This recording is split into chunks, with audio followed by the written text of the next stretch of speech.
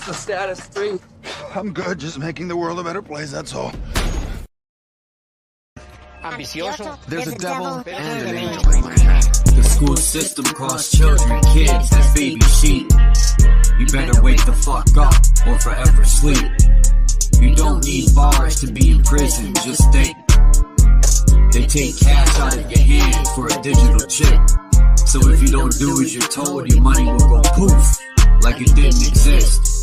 We are almost the Walking Dead without the body bag zipped. This is community revolution in progress, but I'm no crip. As much energy is used to tear down and divide, you can use that energy to uplift and show there's no limit when you reach for the sky. Spells, spells, spells that I am casting. Words I speak are a gift of wisdom unwrapping. A work of art, I am a master craftsman. Painting pictures with the stroke of a pen. Spilling ink on paper. There's a devil and an angel in my head. When I was fighting the war, the devil was huge and the angel was tiny. When I started to repent, the angel grew and the devil became very small. Small, but he's a stubborn bastard. With thoughts from within, some say it's the end, something new will begin. Look into the gates of the soul. I am him, I am God. Decisions, decisions, I create and destroy. Broke out this mental prison. Solve a problem and have 10 more like farmer's prescriptions. Life is too short, there's a headstone with your name inscripted. I turn my back to religion, took a seat on a throne. I am the light that torch enemies to skull and bones. I communicate with the other side, open portals, no cell phones. You are the power, why second guess, never think twice. I went from was to was, now I'm Charles Wise. So high, high as a zeppelin, dazed and confused. I'm God incarnated, no El Hakim or Druze. There's a devil and an angel in my head. When I was fighting the war, the devil was huge and the angel was tiny. When I started to repent, the angel grew and the devil became very small. Small, but he's a stubborn bastard. He gives me bad advice, but my little angel says to me, no, don't listen to that bastard. Anything can happen, like someone upsetting me, for example, and I think about crushing this son of a bitch. The devil says to me, do it. But my little angel says, remember, you're out on bail, there are cameras. Freedom is wonderful, so be careful. I struggle because there's good and evil in everyone. God gave us free will to choose good or evil. Yeah.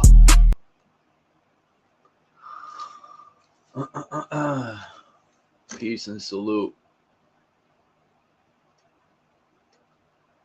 And my condolences to Dark Chameleon's family and friends. Dark Chameleon was definitely a wise man and a warrior. And I appreciated his company and his wise words. And I'm in shock to even hear the bad news. Somebody so young.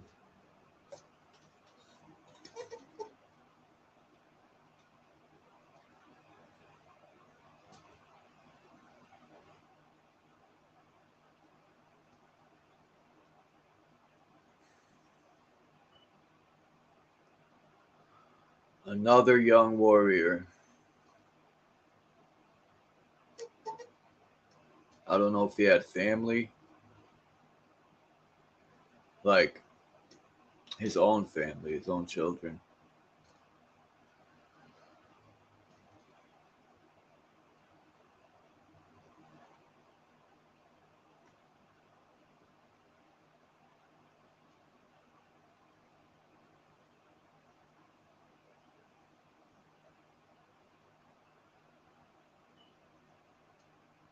Like, I don't know the full details, and I kind of don't want to know because it's just depressing.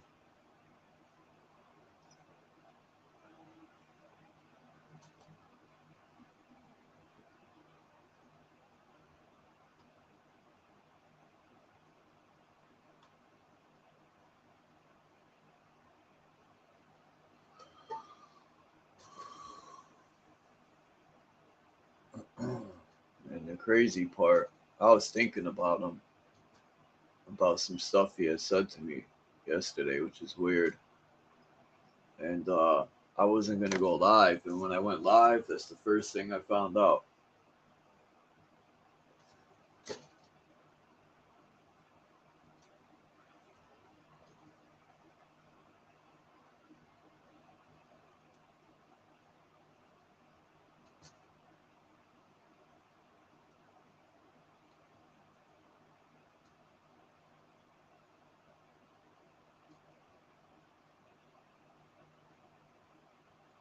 So what's good with everybody?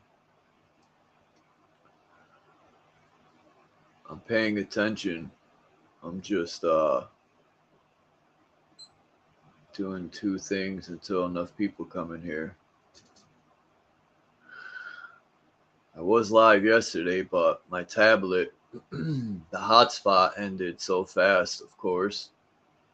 And I've been trying to figure out how to Bluetooth tether and all this crap all morning, and I just can't figure it out. There has to be more ways to use internet.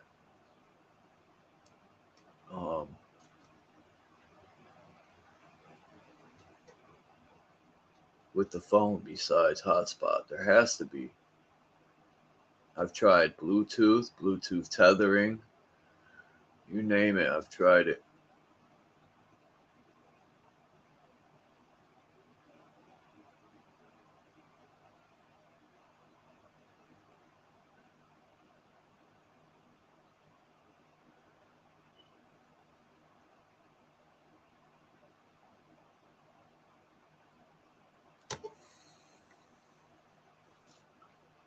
Peace.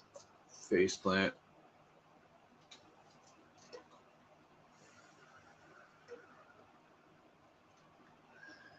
Yeah, Dark Chameleon will definitely be missed, man. What up, though? One of a kind, for sure, man. What up, though? Listen! He definitely made his mark. I'm for sure gonna miss him. Yeah, even though I didn't grow up with him or none of that, but still. As long as I'm alive, he'll be remembered.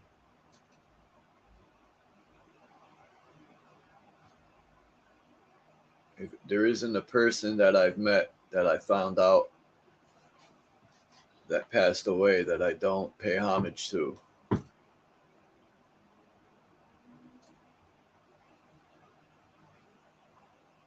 Oh, my bad. I'm coming.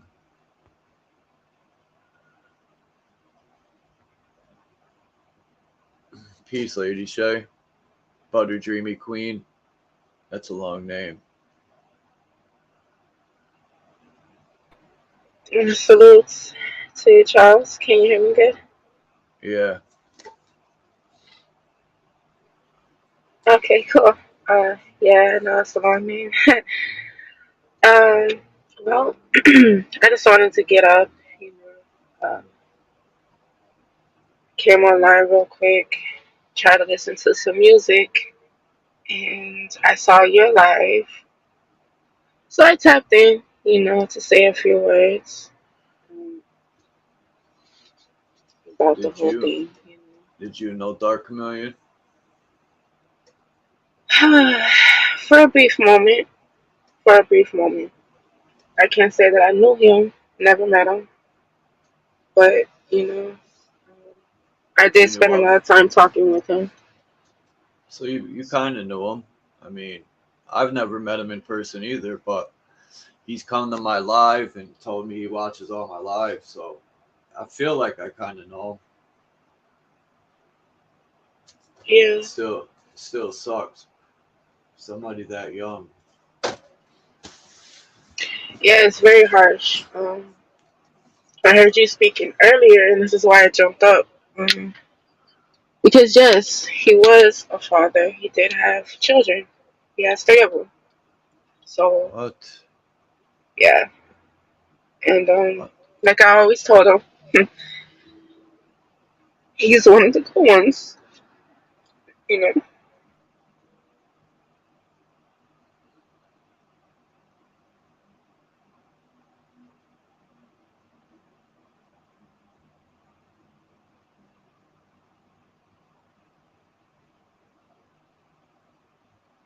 I didn't know he had 3 children. That makes it even. It's tragic, but that makes it even worse because the children now have to grow up with no father.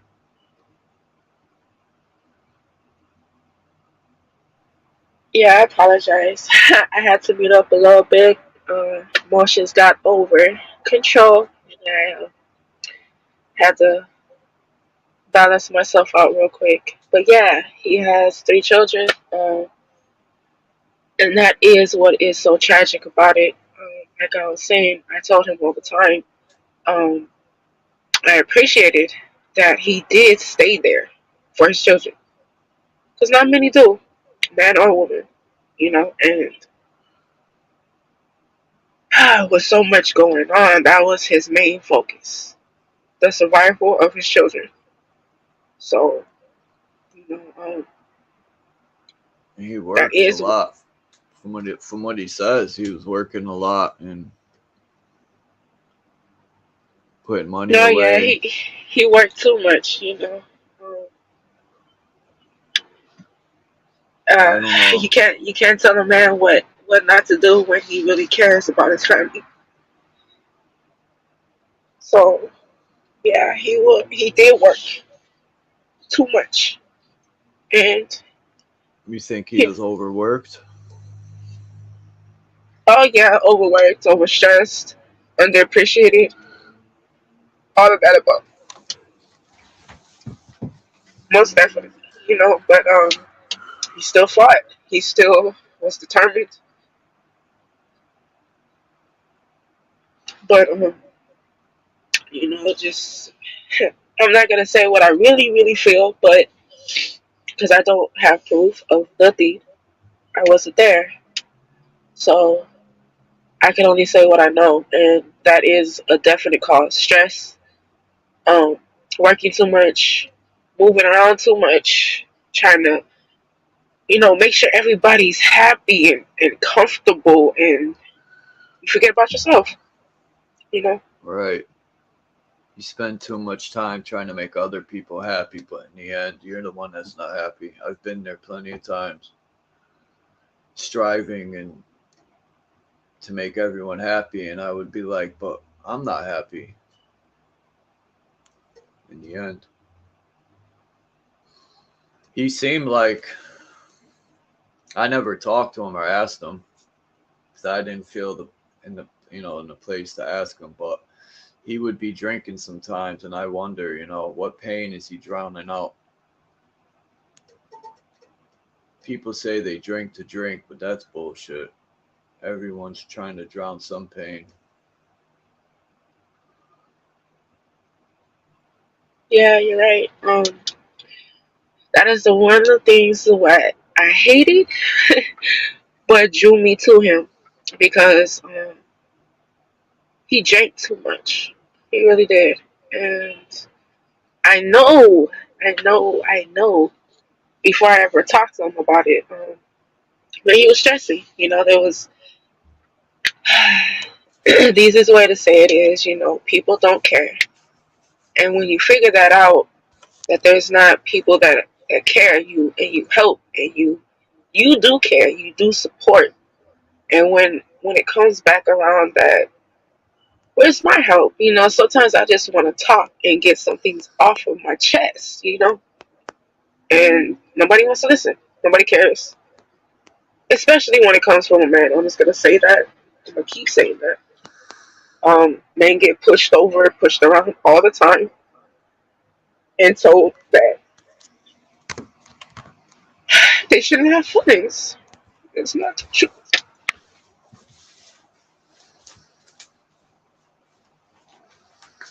So yeah, you know, just gotta take care of yourself. You know, you just really gotta take care of yourself, and sometimes you gotta tell people no. You know, and really focus on yourself and make sure that you're doing what you need for yourself. You know, you can't lie to yourself, and that's one of the things. Um, and no, he was doing. He was holding back a lot. What was really going on with him, and that added to a lot of stuff. So, one thing that I didn't know, I found out later, was that he had high blood pressure. So I know just that alone, high blood pressure, having that, and drinking is not a good combination at all. Period. You know, it's just gonna make it worse. So, He was young too. What was he in his late 30s? mm, I think he is a little bit older than that. He was in his 40s, but still, nonetheless, he was still young. You know, very young. And for I what don't he think told me, I'm you know, 42. I thought he was younger. He might have been older than me actually by a year. yeah, actually, he was older than you. Yeah, yeah. I think he was more around 45, but I'm not sure. I know for sure he was in his 40s. So, yeah. Another thing, um, reason why I wanted to come up here was I'm trying to tell everybody that I know that he socialized with, you know, and really want to say thank you for allowing him to do so. You don't know how much it meant to just be heard and listen. You know, that was one of his things. He always said it, just listen, just listen, just listen. So, That's his signature. That's how, yeah, or what up though? That's what he would say every time. yeah, what up, though? Yeah. So, yeah, I just wanted to say that to you, Charles. Whether you knew it or not, he really did appreciate the times that you allowed him to come on his panel. You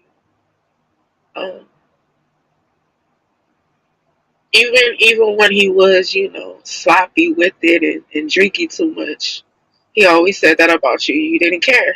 You I've still been in allowed his him to speak shoes. his voice. You know. I've been in his shoes. Um, I could tell something was bothering him when he would drink, and people have their opinions and they wouldn't tolerate it on their channel, but I didn't think he was difficult to tolerate. Um, I've dealt with people that drank that were 10 times bad as him. He didn't seem bad at all, but I enjoyed when he would I mean he didn't always come intoxicated, a couple times, but he definitely we had some good builds. I'm gonna make a dedication video. I was thinking cut some of his stuff up that was on the live streams.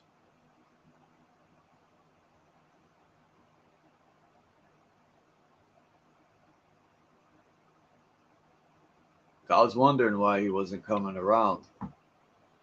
Yeah, I that's don't know. crazy. I was actually thinking. Excuse me. I was actually thinking of doing the same thing. Because I have a just a couple of lives with him, and I was thinking about, you know, chopping them up and just doing a kind of dedication to him, you know, He because deserves that. He definitely yeah, deserves it. yeah, he really does. People, people that are always there around us every day, we don't appreciate or cherish what they give us. You know, unfortunate until they're gone. But yeah, he's never gonna be forgotten. He couldn't be. You know, he Long as had I'm too much. alive, I'll always honor him. Um, Yeah, yeah. I was saying this yesterday. You know, people like to talk about the ancestors and doing stuff for them. And I suggested how, you know, we can really honor those ancestors that we really knew. you know, whatever age, it doesn't matter. Those close family and friends that we really did know of and share some form of experience with, we should always remember them and take them with us, dedicate some piece of something, a form of idea or thought, or even just like how he would come up and say, "What up, though?" or listen. Like, we can take things that people give us and use them, for the future. And that's how we can really cherish and honor people and show that we did that, you know. It's just the small things that count. And I always said that it's always the small things that matter. People don't appreciate that kind of stuff, and it's sad. And I'm repeating myself here, but guys, it really is the small things that matter. So I tell people, man, like I learned from my own pain, and I tell people just life's too short, man. There's no need to hold grudges, and embrace the time you have with people you really care about, because they could be gone, uh, you know, before you know it.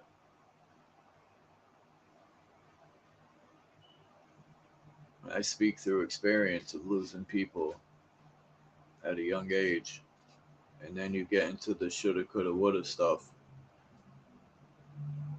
I should have did this. I could have did that. Could I have done that? All them questions you ask yourself. So I've learned to embrace uh, time I have, even with everybody here.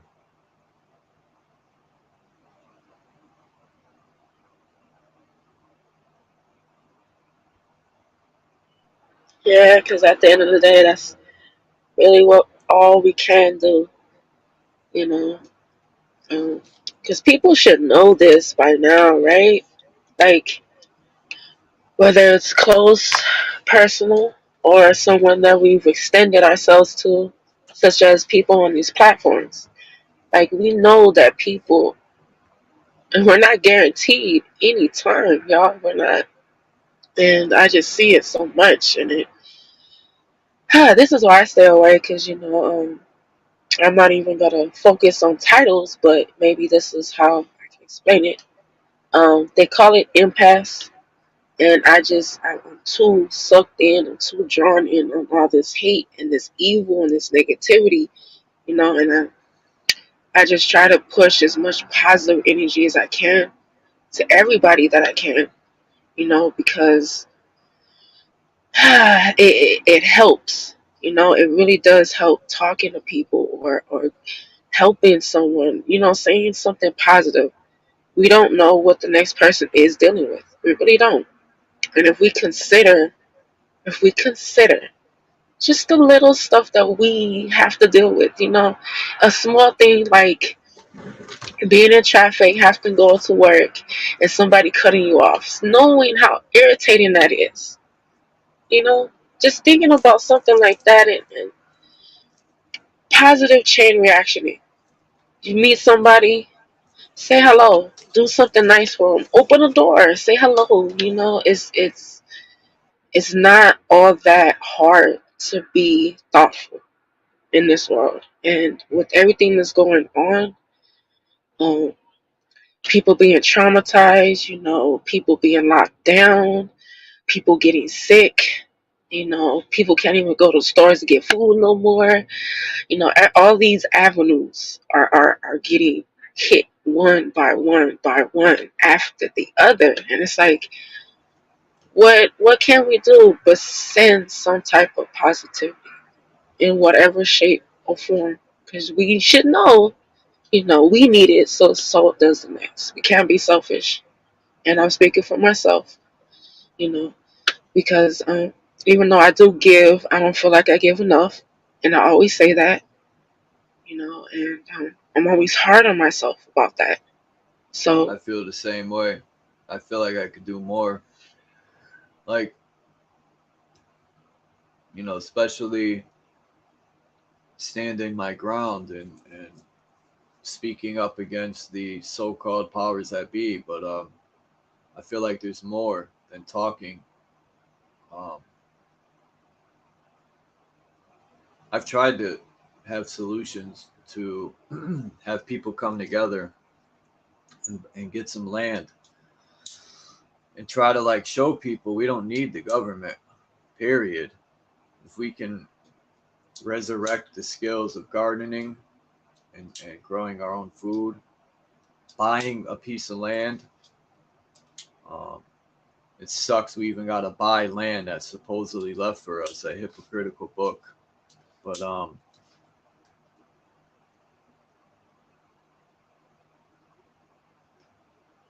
I'm tired of this system, period. And I'm tired of watching the system consume people. Um,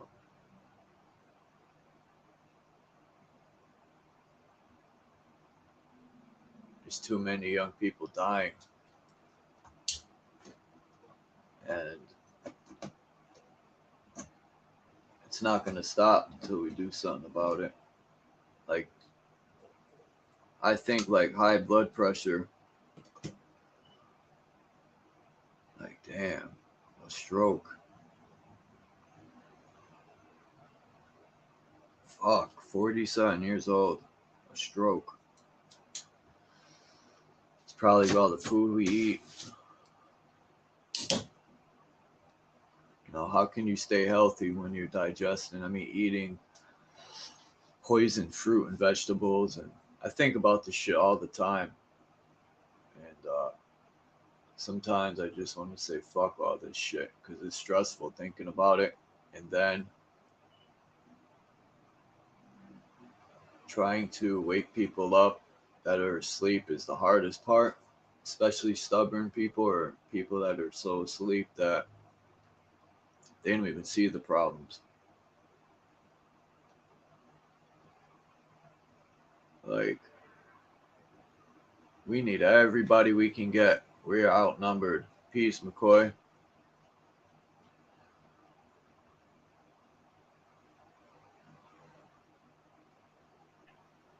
Oh yeah, I can speak firsthand about that stubbornness because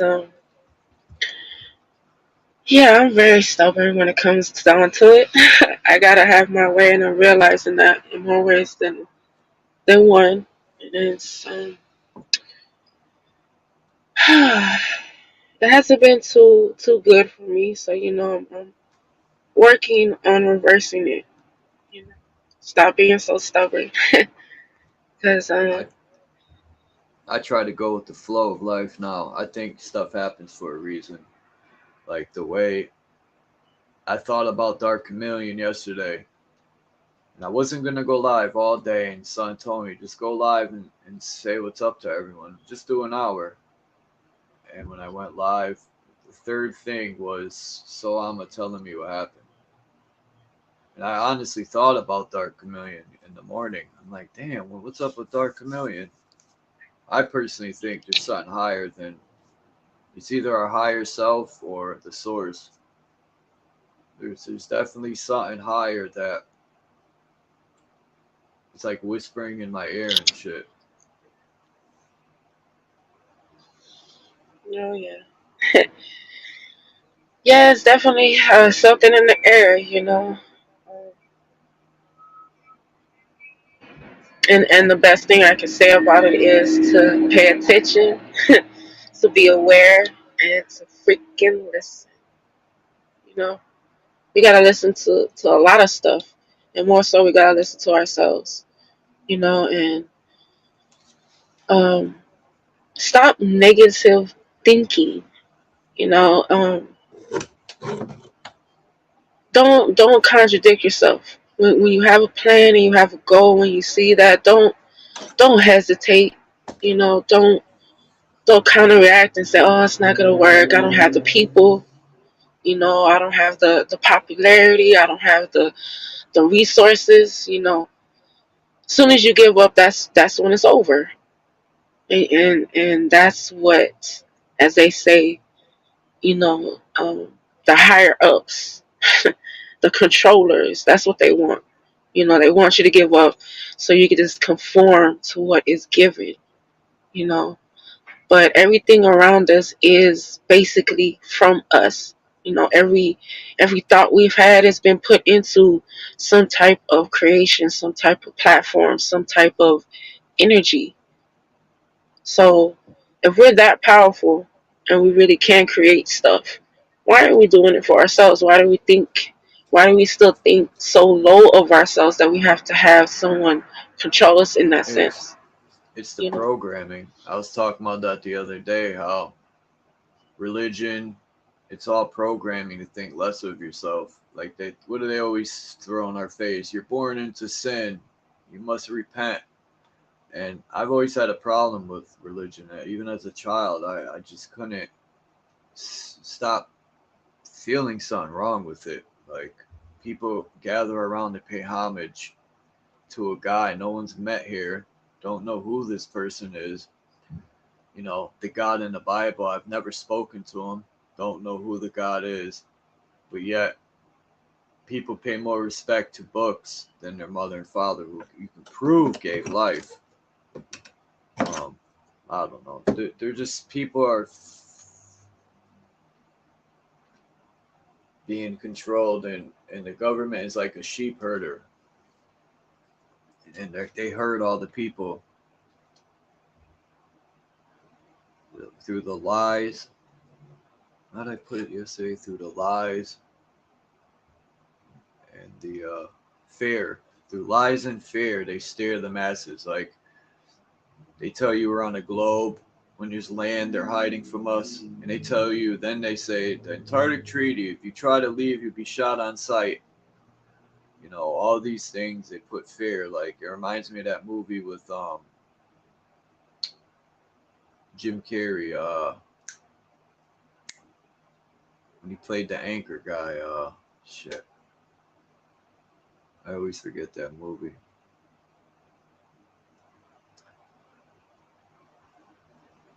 Anyway, yeah, not. I don't know. I have my opinions on religion, face plant, but I don't. Me personally, don't. You know, I'd rather have faith in myself, because in reality, like I always say, and I know we're God. We create. We make our own decisions. Um, we carve our own path in life. We create. We destroy. We do everything God did in that Bible. We could even say, "Let there be light," and flick electricity switch on.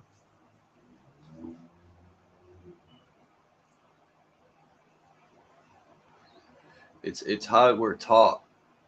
It's that hypnosis or psychological warfare. We're very gullible as people.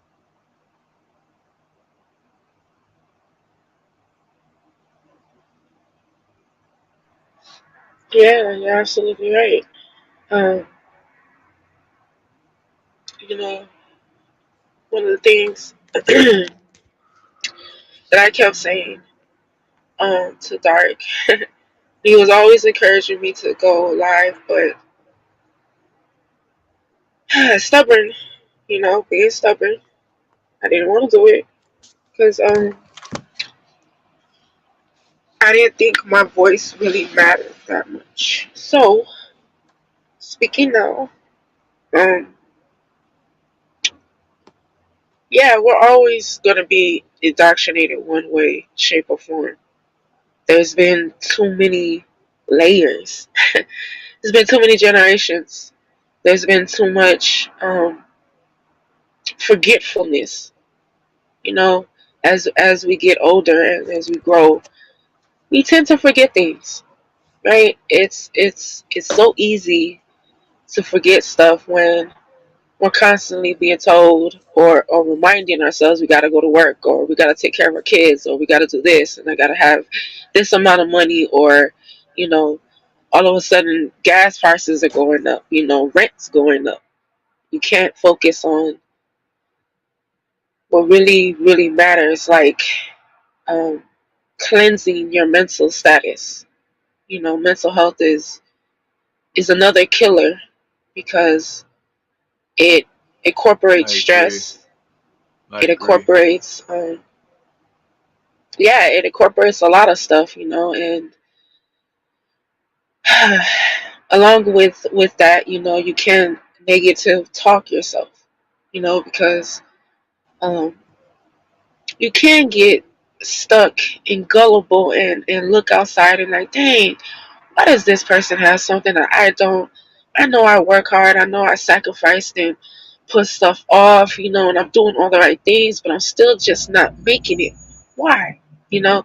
And that is another wave of energy that is pushed on us. You know, um, you're not good enough if you can't compete with the next person.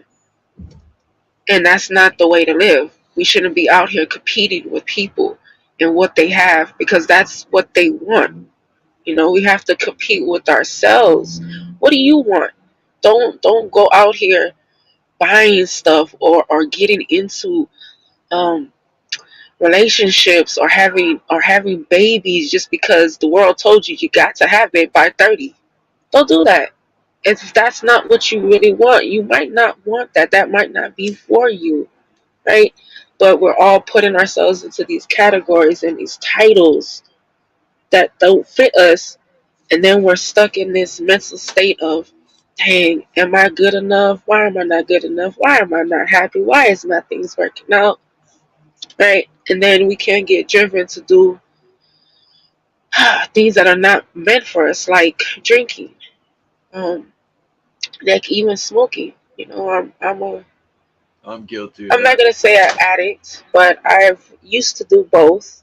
Um, I tapped back into drinking recently just because I was going through some things and I was trying to talk myself out of being negative, and it didn't really work. You know, it just backfired. It really did. And so I'm sobering myself up again because, you know, I already know liberating myself is not a way to help anything. It's just going to numb me and make me forget. But when I wake up and I really pay attention to what's going on around me, I'm right back in my reality. So, you know, being mindful of what we um, consume in all ways is very helpful to our mental state, and this is why I stay to myself, you know, and I do take those times, just meditate and really focus in, like, am I doing what I really want to do, and am I doing it the right way, and am I getting myself in the right um, pathway, you know, am I allowing people to help me, which is something that I don't do. You know, I don't allow people to help me. I gotta do everything myself, and it's hard. It really is. It's hard to do things by yourself. But when you have been through situations, you know, you have asked for help, and you always just get, I should have done it myself. You know, um, you tend to just lean on yourself and you become that stronghold for yourself, but you're really crumbling on the inside because you really do need that help. So I know I'm talking a lot and I apologize. I appreciate everyone for listening.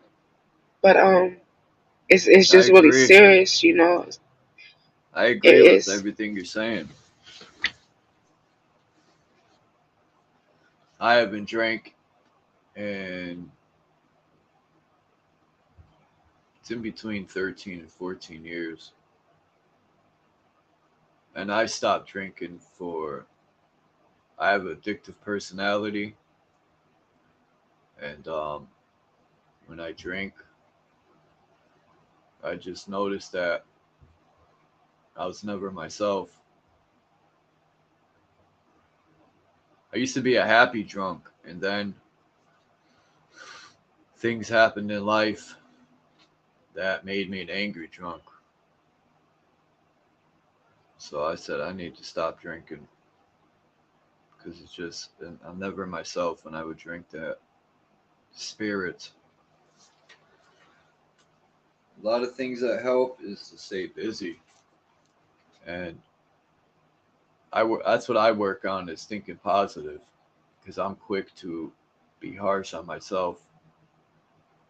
And I forgot what comedians. I don't think it was a comedian. I forgot the guy's name.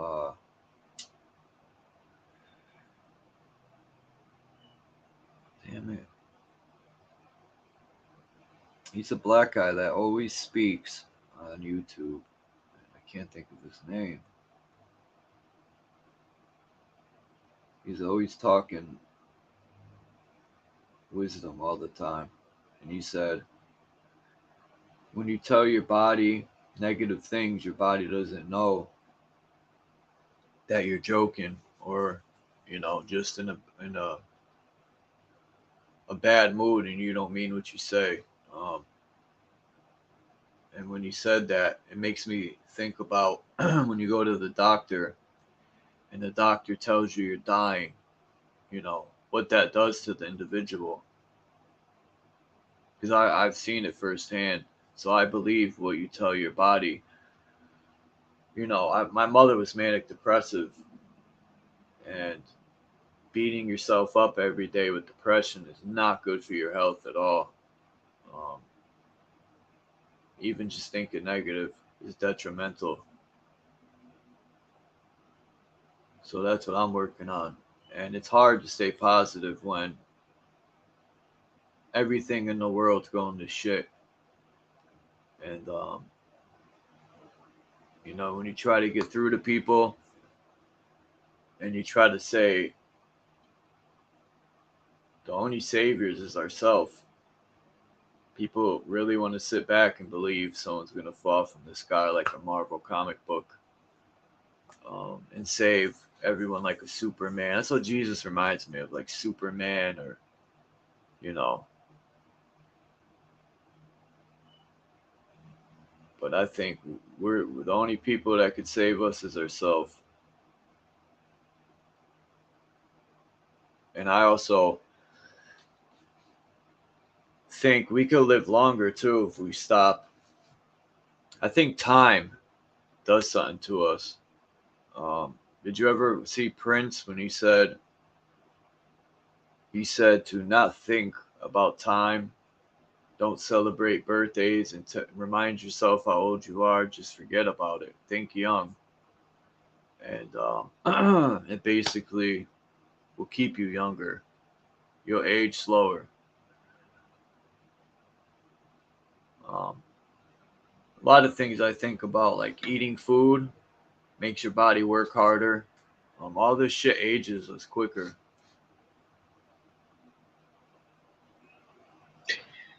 Um, I don't think I've ever heard that. What you said from Prince. I've listened to Yeah, Prince music, but I don't think I've ever heard that. But that's one thing I don't do. After a while, I just stopped, because being indoctrinated and being a female, I started looking at my age and saying, "Uh oh, I gotta start getting prepared to get a husband and start popping out babies." And um, I wasn't ready for it, and I knew I wasn't ready for it, and I wanted to be ready for it. So just time just kept going by, and the next thing I know, I was like, you know what? I'm not gonna focus on my age no more. I'm just gonna focus on living and doing what I need to do and taking the steps I need to take to better my life. And that is really hard, Something you said earlier about your mom, Charles. Not that it's funny. I'm just trying not to cry anymore. Um, my dad, he has the same thing, manic depression, and my family is a stronghold on me. I love my family to the ends of this earth, and I really would do anything for them. And whew, as they say, growing up with your parents, those traits will be passed down to your children. So I know without a doubt the mental format that I have is, passed through my parent. And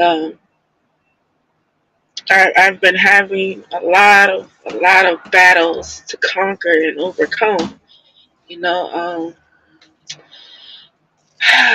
And I was trying to really, really help, my dad, because he's still in this loop of just negativity. And because we have such a close relationship, I know that, his feelings tap into mine, and it just causes confusion. It really does. You know. Now I'm just speaking for those who understand me when I say this whole thing about empaths. It really does affect you in a whole different level. And sometimes I really don't like that I can feel people so much, you know. And there's another reason why I kind of stay away from people because I end up feeling them and I end up knowing them. And all I have to do is have one conversation with you, and it's like I know your whole life story, and I get so involved, and I just want to help everybody, but I can't. I gotta stay focused and only do what I can, and remember that I am doing as much as I can. Because I'll get into so many situations where I'm pushing myself to almost needing to go in the hospital because I'm just giving so much time and energy to other people because I know that they need it, and it's crazy. It's crazy how we don't see it. These people that are right next to us, how much they need our help. So, yeah, being mindful of things and not having that negative output, and finding things that will keep you positive, which is why I tap into music. I'm a music fiend. I'm addicted to music. I'm never gonna get away from music. Or I always have thoughts and I always have these ideas. So, I always write. I'm just constantly writing because there's so much things in my head and I can't get them out, and that can make you stagnate, it can make you confused and not know where to go or what to do or how to do things or how to approach people. So, yeah, finding positive outlets, getting into nature, really grounding yourself in nature and just calming yourself down and breathing and repeating those positive thoughts, I am good, I am happy, I am enough. That really does matter. We gotta stop this loop of we haven't done enough or the timing wasn't right, you know. Um, so yeah, definitely gotta pay attention and definitely gotta learn ourselves because we can be our own, we could be our own worst enemy at the end of the day, and we don't want that, So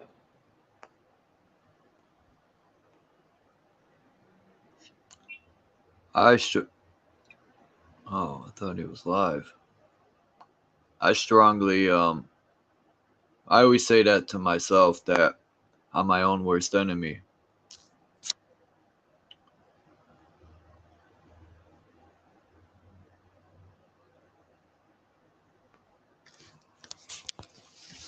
And it's who you surround yourself with too. Plays a big part.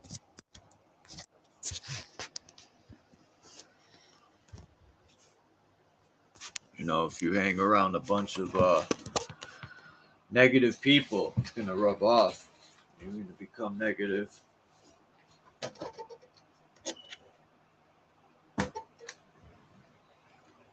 You still said you love music and stuff. You still making beats. yeah, here and there, You know,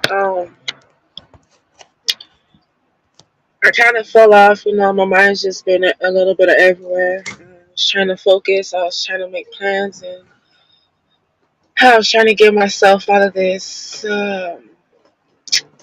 fear of trying something new and taking a chance for a change. So I was really focusing on traveling. Um, it's not that it's not gonna happen still, but I will say the change, of course, is definitely going to be altered. But yeah, I'm still making beats. To answer your question, I'm still making beats here and there, but not as much as I used to. Because I work, well, I don't want to say work. Yeah, you could say worked with, but I sent Sir Drop a couple, like two verses, and he made two tracks. And I'm trying to get Frenchy Kush. He's another person. I, I I think I met him through Bro Sanchez's channel, but he makes beats and he writes lyrics. You know, I write lyrics. I could make beats, but I never had the equipment. But I've definitely watched it be done, so I know how to work some stuff. Like a beat machine, and a sampler. They're not hard to figure out if you spend a week messing around with it. But I want, I've heard other people say, oh, I want to do something for the community and people's talent and stuff. It never got done. The person who said this. Um, but I personally want to make music with everybody that has a talent. Um,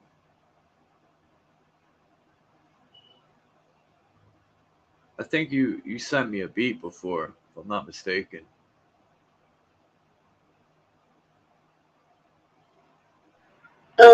Yeah, I probably could have over time. You know, so much on my mind, I completely forgot. But you might have gotten the beat. Yeah. I like the boom bap type beats, the old school '90s hip hop.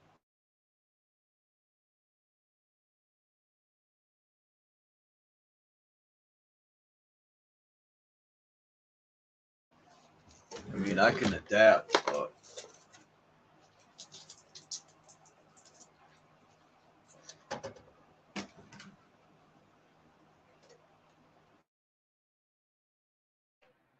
Well, sorry, I was in my thoughts for a second. Um, yeah, just keep working on that. You'll definitely get there. That's something that you want to do, music. I mean, I've been And writing Job, he since I was definitely got. 12. Go ahead, my bad. I don't know. I was just gonna say you mentioned Job, and he got his hands in something. I don't know what that dude be doing over there, but he got his hands in it. So yeah, I'm sure he'll definitely be willing to help you out with that.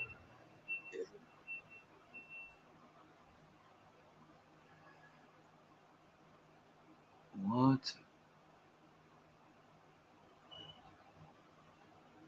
It says your guest Bex is on the Android Chrome, which has a bug that causes echo. Why would it say that? Hold on, I'm gonna let you on, Bex. Um, it says has causes up. Yup. Google is working to fix it for now. Please ask your guests to wear headphones to avoid echo, or use a different browser. We've also informed your guests. Oh, okay, that's I weird. forgot to not come in. Good morning, Shay. Lady Shay. Good morning, Charles. Good morning, chat. How bad's the echo? No, it's not bad. I Well, will. I for can hop me, out and come. yeah, I hear It's it a on little. my voice. Okay. Yeah, that's what happens. I have to mic when Just put headphones on. I can, but it doesn't help. It doesn't help Well, much. It'll still happen. I still have to. It's 2 days so far, but I can also come in Google, not Chrome, and it's a little bit better.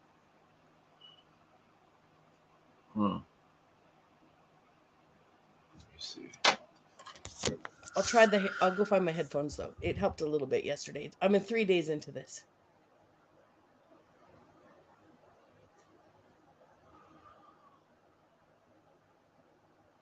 I know. I do know that you guys. I am aware of the loss in the community. I came up to share with you guys a little bit and to sit with you, if that's okay. In terms of, Of course. yeah, speaking of empathy,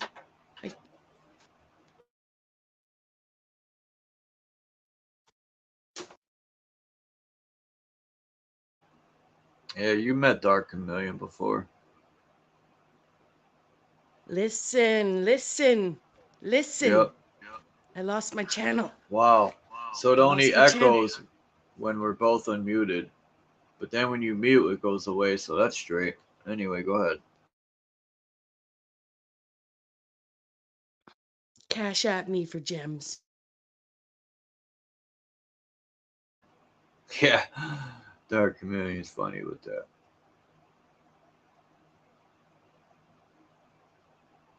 I don't think he was joking either. I started my channel with his Cash App on one of my first banners to Cash App. If people wanted to Cash App me, Cash App Dark Chameleon.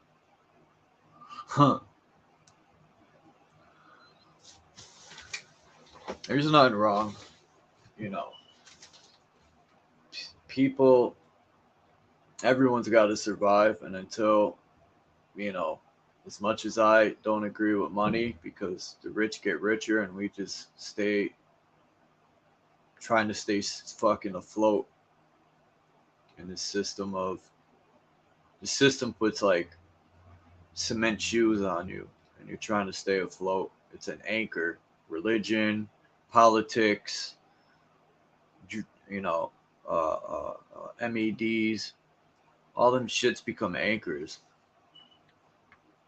Ever since I let go of religion, even though thank my mom that I was never deep into that stuff and fully brainwashed, plugged in to where if you unplug, you'll die. Um, Religion, politics, I let all that shit go, even though I was never really into politics either. I hate the government my whole life. I was taught very well at a young age what we're up against.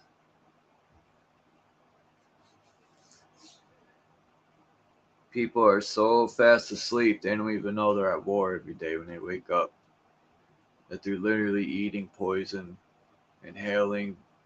Like, if you find an average person walking when they're annihilating the skies, and you look up and point and say, hey, do you notice that? They'd be like, what? You ever get someone like that? They're like, what?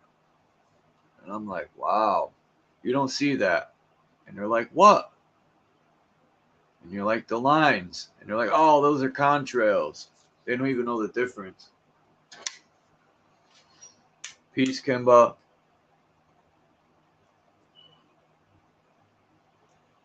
Meet.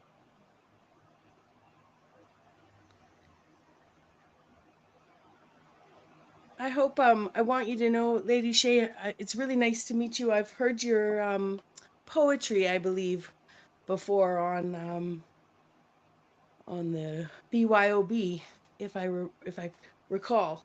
And I may have heard your voice in other places as well. I didn't mean to hop up in such an intimate conversation either, you guys. So I have no problem pulling a Dominic and sitting quietly, or coming back in a little bit, or continuing the conversation. I don't feel unwelcome by any means. I want to support where you were at. No, I just wanted to say that's crazy. Um, I wanted to chime in earlier when you first spoke, but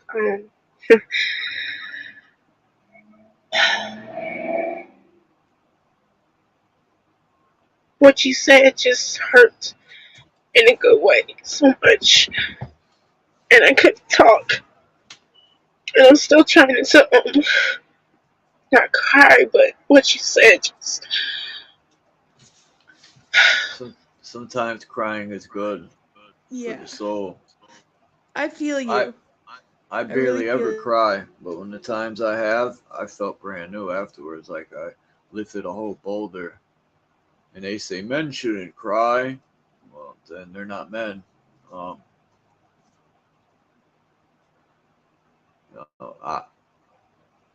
everyone has cried in their life. They say men shouldn't cry, but I've seen the most gangsterous people cry in a cell. So,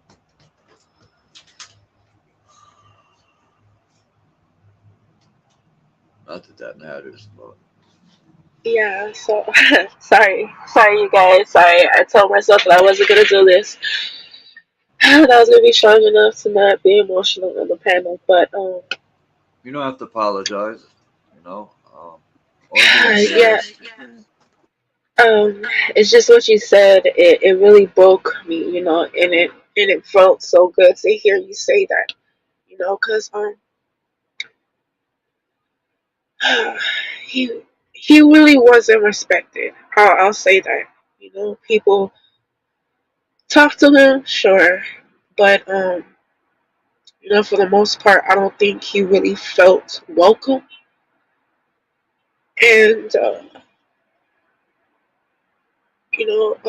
it is sad that you hear it once he's gone, right? But since I actually came out and told everyone that he has passed, I've just been hearing people actually say, damn, that's crazy. I didn't expect that. I really didn't have no ill will against dude. He was cool as hell. Like, damn, I'm gonna miss that guy. What up though?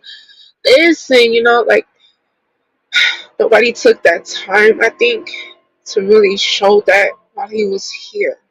So just hearing you say that, you made a channel and you actually put his cash up, whether he knew that or not, that just really meant a lot. So I appreciate that. I really do. My pleasure, Lady Shay. I did have multiple conversations with Dark Chameleon here in on Charles' channel, but also multiple conversations on my own. And unfortunately, one of the last ones we had, he got really drunk, and I'd had many actually over on Phil Amongst Us, our Predators channel as well. I dealt with him drunk before, right? That wasn't the problem. Even if sometimes, listen, listen, listen, we are listening, right? um, really, what I wanted to say was that he got. I've learned through him and through a couple other guests I had on my channel, there hits a point with people drinking as a woman and a man sitting online where, as the non-drunk person, I should have kiboshed the conversation. Um, Especially knowing how his reputation is. So I feel you, because I didn't shame him, but I wasn't as kind as I could have been and didn't take as much responsibility knowing who I was talking to. And then I don't think I ever spoke to him again, except for from stage to chat. So I feel you. We we connect out here. People want to call it not a community. People want to play drama games, and you kind of get, you kind of have to, in some ways, like, have this tough skin, or ignore, or participate. You know what I mean? Like, so, but through it all, it doesn't matter what we do. Like, we get to know each other. We're not just avatars, right? So I really, really moved me. I've heard of people losing people in the community before, and I didn't know them, and I can see them. I can see how now I understand how it is. So I do feel you.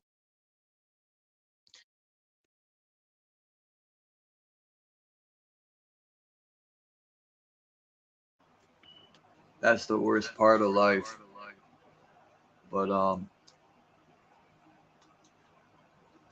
I just hope when people pass, they go to a better place.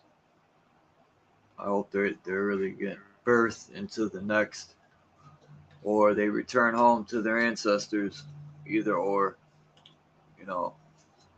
Because if I die and nothing happens, I wouldn't even know. But But it maybe just that's the would gift, suck Charles. to die and just there be nothing. We got lied to. You know, I wouldn't even be I wouldn't even be, how could I put it? I wouldn't even be conscious to tell myself I knew it. You know, um,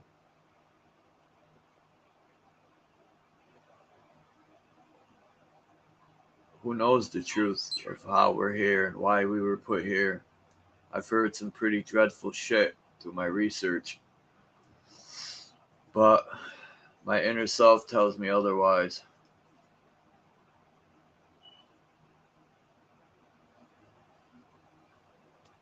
It's such a gift, you know? It's such a gift to meet, to know you guys, right? This app is a real gift for that.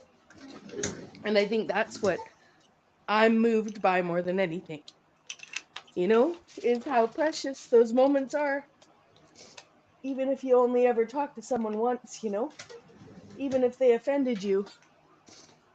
Some of the conversations, even some of the most explosive conversations I've had out here, have had more growth in them for myself than some, with people I know. So, and not to say that we should be engaging in explosive discussions online with strangers, but maybe that's the only way we learned that words don't hurt as much as we were told, and they can help so much more than we think, and in this public forum, where people are running around clipping people's worst moments behind them, instead of like uplifting all the thousands of amazing moments.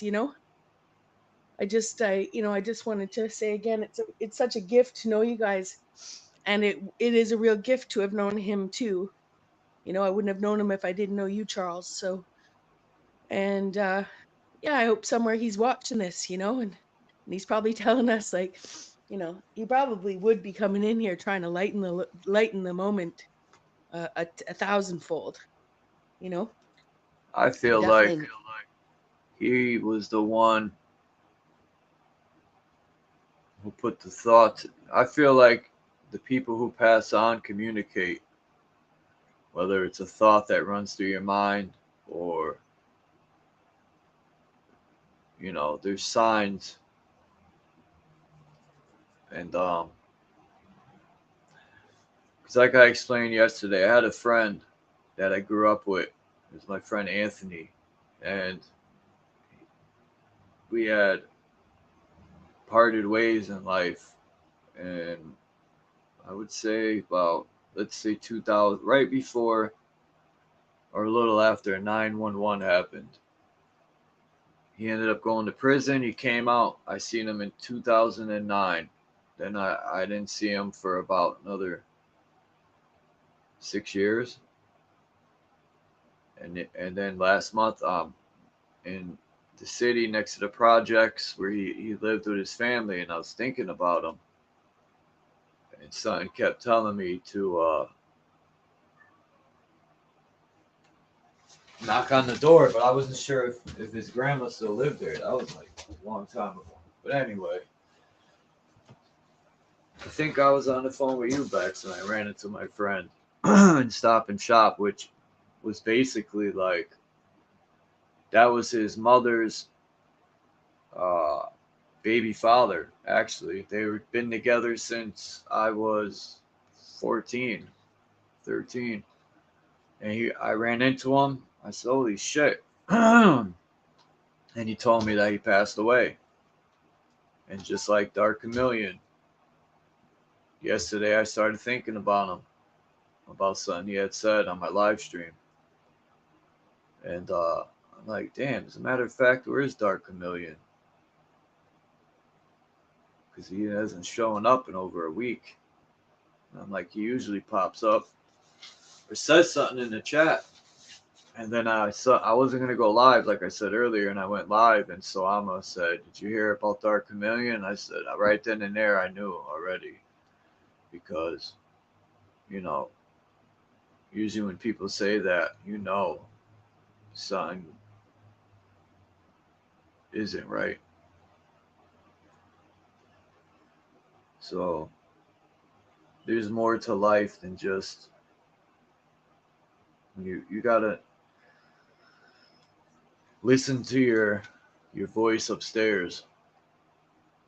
Definitely listen to your body and your voice. All that religious shit when they tell you that's the devil tricking you, and um that's your ego, and they wanna put the flames out on your inner self. They don't want you to be in tune with yourself. They want you off balance and depending on a sky daddy.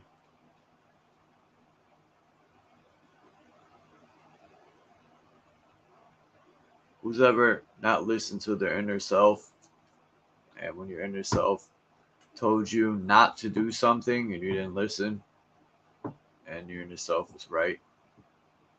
Or did you ever think about somebody? This back in the days, I grew up in the 80s and 90s, but I used to think there'd been times I'd be thinking about my grandpa, and then an hour later, I'd be thinking about him, and the phone would ring, and it would be him. Who's ever thought about somebody and they end up calling your phone? I've had Yep. that several times. Yeah, I know exactly what you mean. I I find think, it shows even more on this app. I well, find even more than the old, oh, I'm thinking of someone and the phone rings. I can be um not on the phone, which is rare, but I can be not on the phone and someone goes live and I'm like, check the phone, you know? Or better yet, I can just be hop, skip, and jumping through a live that's already occurred or something. And it's like your finger takes you to the right moments to hear specific things from specific people, you know?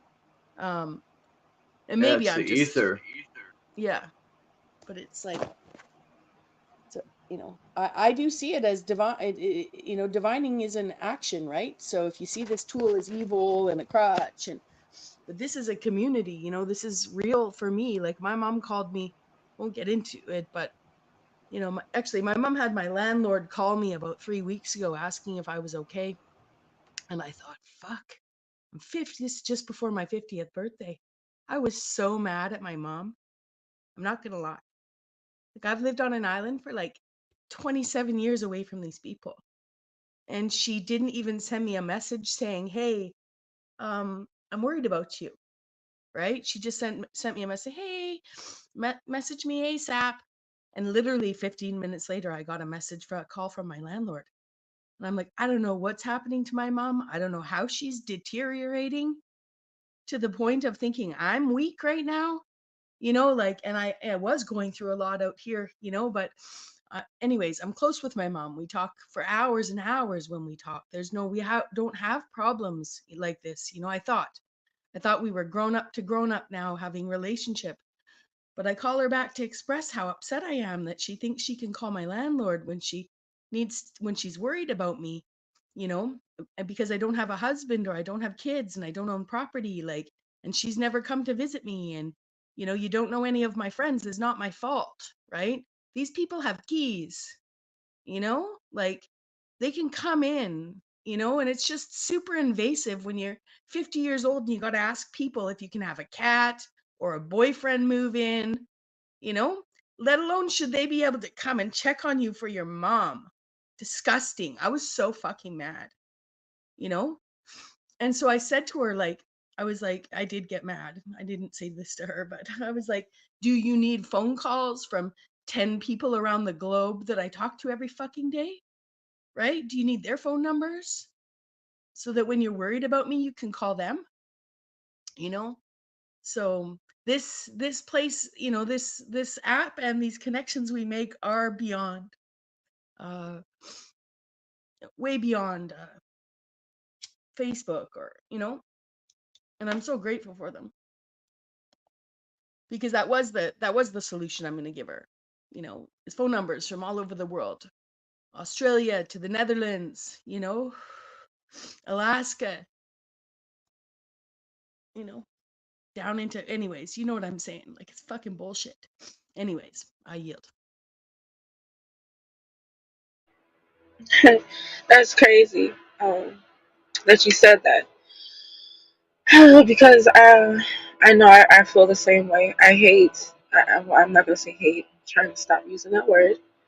I dislike when people feel like they have to check up on me, and because it's kind of like, yeah, I mean, care about me, but I'm good. I got me. I don't need to be babied anymore.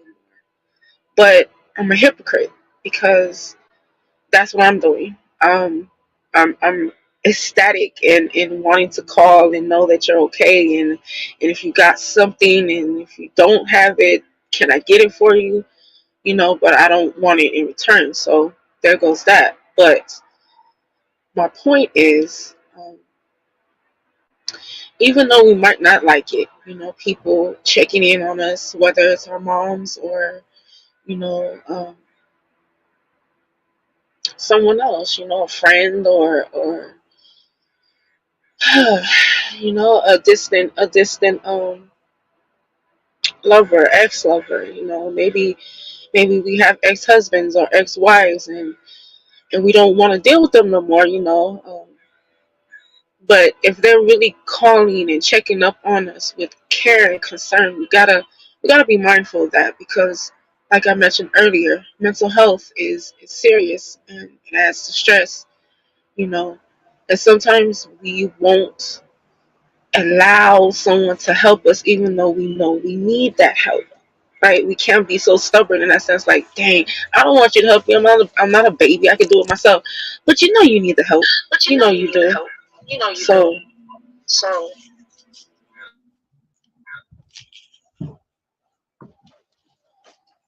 When I asked my mom why she was calling, we all have. Okay. Are you on an Android too? You know who, or is it just? Oh no, it's No, me and I'm on my you're on. desktop and my Okay, microphone is muted, cool. Thank so goodness. Thank goodness. I just wanted to say that I'll finish my. I was going to say my mom, when she called, she was worried there was a man in my house. Like, literally, she said she was worried that there was some, that I was being detained in my own home. Strange thought, strange thing for her. And then to send the landlord is an even stranger thought. You should send the police. But an even stranger thought is like, what would you have done if there was someone? You know what I mean? Like, it's just weird. It's good to be concerned about people, but it's another thing. It's almost like virtue signaling when somebody's like that far away, gives 15 minutes. Anyways, doesn't matter. You see the logic in what I'm saying, It's like people have to be prepared for that next step if their concern is legit, right? If her concern was legit, she should have sent the police, actually, but whatever. I digress. Nice to see you. Do you go by Uno when people use your name? I've yeah, I've heard sure. Ian. Yeah, Uno. Okay, good to see you, Uno. Yeah, I can imagine. As a man, nobody really cares about you, so nobody really checks up on you, not even your mother. Deep. Thank you. I'm sorry. I'm just saying. Uh, Uno, just a different please. world. Hey, Charles. Yeah. What's up, Uno? I mean, you know who?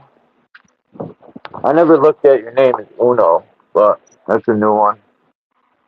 Most people just say Hey, do you know anything about USB tethering, man? I tried to hook my internet up. Last night my internet went out on my laptop because the hotspot, gigabytes or whatever, got used up. Yeah. And like I always say, it don't make sense that I never had that problem with a hotspot. I pay for unlimited everything. And the only thing not unlimited is the hotspot. It only has a certain amount. And there's got to be a way around Oh, that shit, man. But do you have Wi-Fi? No.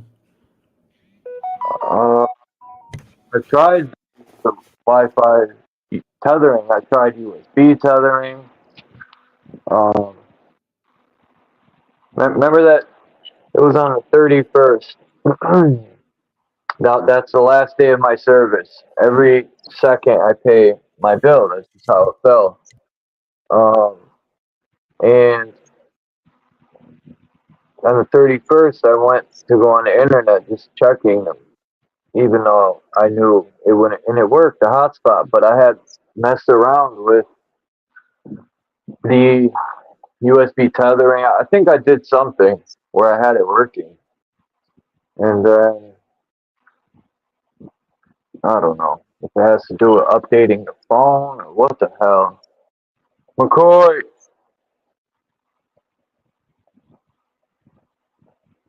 So, I don't know. Oh, Well, well, thanks unlimited for. usually isn't unlimited though. So they just say unlimited, but if you use a certain amount, they're gonna ask questions. Oh, there's Lady Shay. No, that the I thought, limits on those internet things are all bullshit. The only reason they do that is to prevent the times like Napster, 20 years ago when everything was free on the internet. Everybody was uploading everything, downloading everything for free. They just yeah, don't they have want me to it pay anymore. for more hotspot, and I already pay Yeah, $75 a month for internet. I'm not paying no extra for. I already have unlimited everything. That should come with it. Well, I never had to pay for hotspot. It don't make sense yeah, but because when you use hot, a hotspot is different than your Wi-Fi, no? Your well, Wi-Fi I is mean, just directly connected. It's a different connection. Probably that's why. A hotspot is just something that a lot of people connect to. Your Wi-Fi, that's more personal. So it makes sense that they would limit, hotspot use. yeah, but it still uses the same amount of gigabytes. Um, I'm still, you know, using my internet. But anyway, I don't know. It I is don't what it is. use I don't use Wi-Fi and stuff. I have wired connections all over my house. So. I'll break through it at some point. I'll know. I'll find a loophole. Peace to Gen 2 gone. Realist McCoy, Jack's dreaming, and Lady Shay. Yeah, maybe one day you could, if you make a beat, make something that I could use for to put a verse on it or something. Yeah, no problem. I got you. Yeah, I was just in my head thinking about that right now. I want to do a little tribute to Dark, and he came on my lives a couple of times, so I'm gonna scratch some of his words, and make a couple of beats and just put them out there. Yeah, I Um, definitely put by Lady Shay. Um, I give Sir Drop full credit because I just sent him a verse and he did everything else. He lined it up to the beat. He put. I play my song in the beginning of live stream. It's short. I don't know if you've heard it, but Sir Drop produced it and pasted it all together. I think he did a very good job.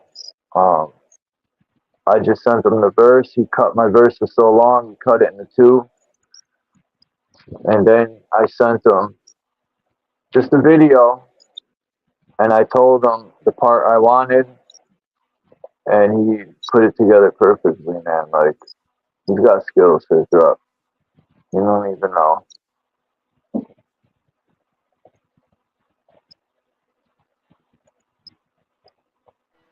but yeah, give me a couple of weeks, and I'll definitely shoot something your way for sure. You got my email, right? Yeah, I think It's, I do. it's, uh, Yeah, I think I do. No, If not, before I jump off this panel, I'll I'll put drop it my email in the back chat. Yeah. I'll put mine right now.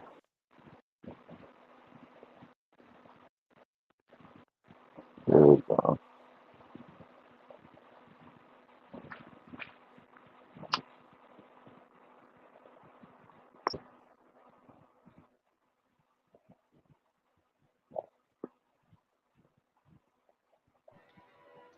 But yeah, since no one's speaking, I just wanted to say this real quick.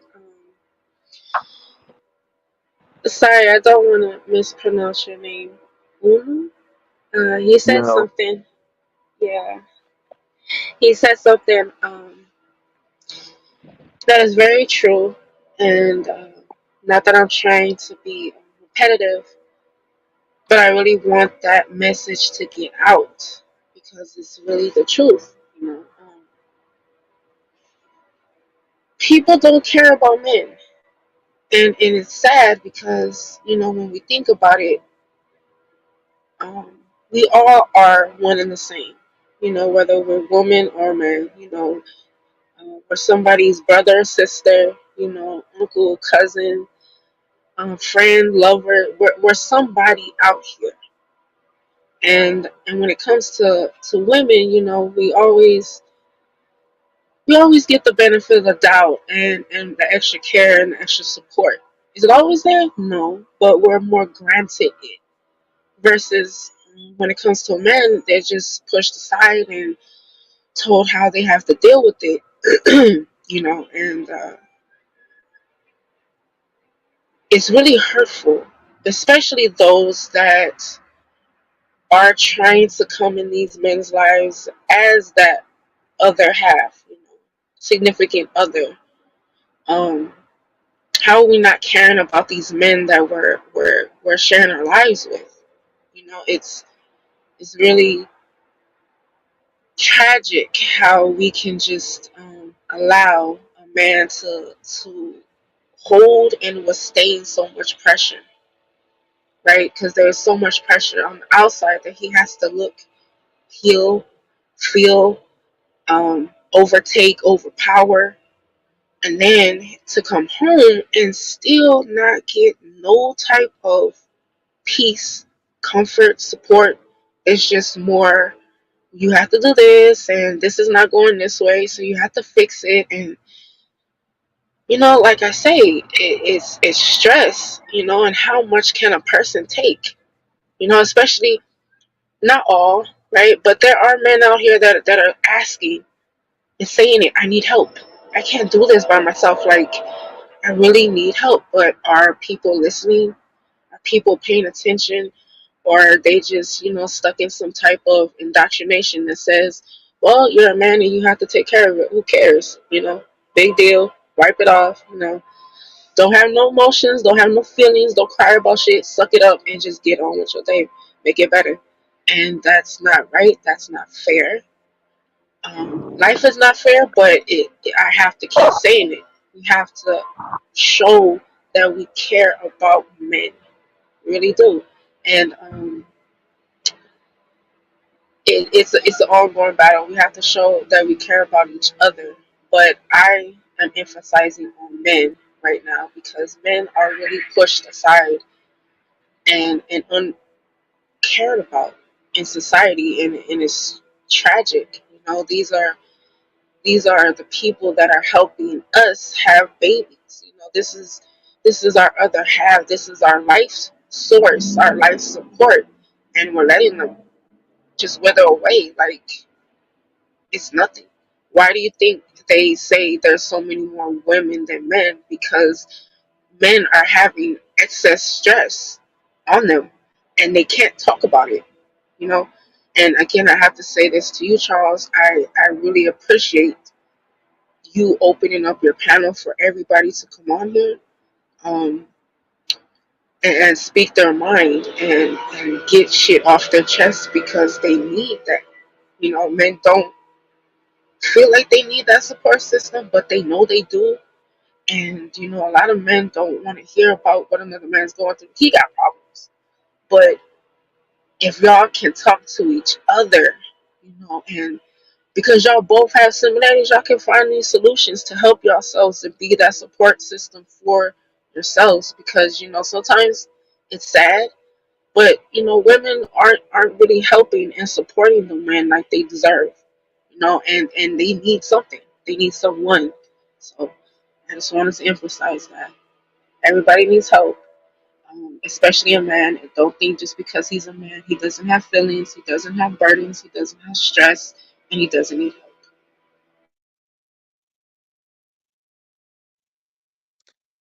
I'm gonna pull a Talcott here and quote myself. I wrote something in Facebook a couple years ago that said feminism with an ounce of misandry cannot be is not feminism at all, because to hate our men is to hate our sons. This the men face potential war.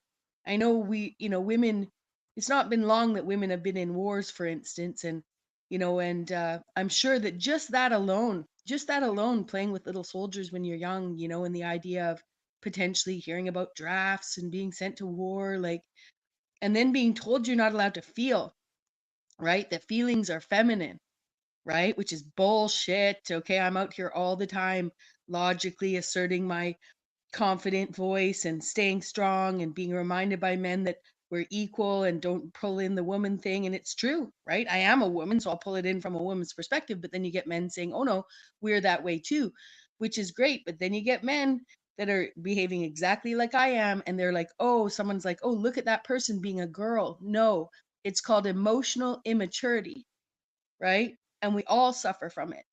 So it's I don't mind the dichotomy of the feminine masculine language that we use on these things, but in a world where we're trying to honor, like you just said, to honor these stress that and to support the men whether we're married or not, it's also understanding that emotionally stunting half the population only stunts the other half that needs their support too, right? So if there is a difference between us, I'm not sure there is as much difference as we claim on those fronts, except for the nurture versus nature aspect of it, right? So, it's really getting into understanding that, emotional maturity is something that we should be moving towards. And when you have these words like narcissists or psychopaths, and oh, they can never learn. They say someone knows they're that way, or you've got this idea that people who question their own narcissism or psychopathy clearly aren't narcissistic or psychopathic because they're questioning it. All of those pathologies disempower us from checking in to see if there's trauma, born that way, whether it's even for sexual orientation. Some people are not born that way. Some people are traumatized, you know, and yet we have this yeah, I just think born that way, it goes all the way back to gender stereotyping too, and we do ourselves a disservice by not understanding that when people are stuck in their frontal lobe, right, they react from a they say the lizard brain position, like, when really it comes down to a level of maturity or a level of protection, right? So people aren't safe to be vulnerable, and especially online, people seem to be even that much less safe. But I know for me, this app has helped me emotionally mature at a faster pace than anything else in my entire life. um, Having these conversations, getting to the point where I am matching men in intellect, in emotion, in everything. And then when people go to review what you're doing, they're like, oh, look at the girl, she's girling, and it's like we're so immature as a species to not actually look at each other's independent, you know, situations. And, what you just said and what Uno brought up with that, nobody checking in on men, it really reinforces the whole. I just think that we as a species are settling for a level of maturity emotionally that stunts us all, in my opinion.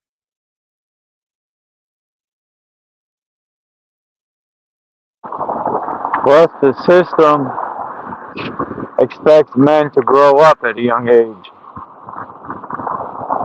especially if you are the only son or daughter, right? The system wants you to work when you're 16.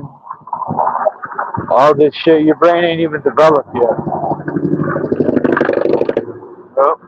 and they got you slaving already. Makes me think of the orphan train. But anyway, yeah, men don't really talk about problems. They bottle the problems up, which from my own experience isn't good. If you don't talk about,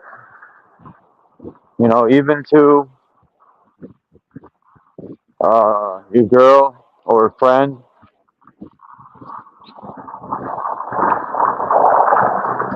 some people don't want to talk.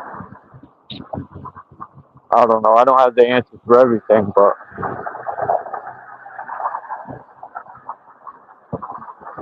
in certain cases, I have talked about problems and it helps, depending on what it is, if I'm able to speak on it.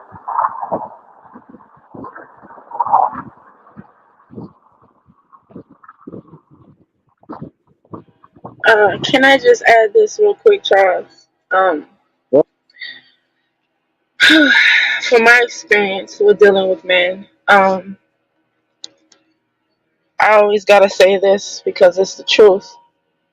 Um, Most won't want to talk about it, because it's this whole uh, indoctrination that men are supposed to express with feelings. Yet, um, as a woman, we really have to open our eyes and really see the signs. We can easily see when a man is stressed or tired. How hard is this to see? It's not.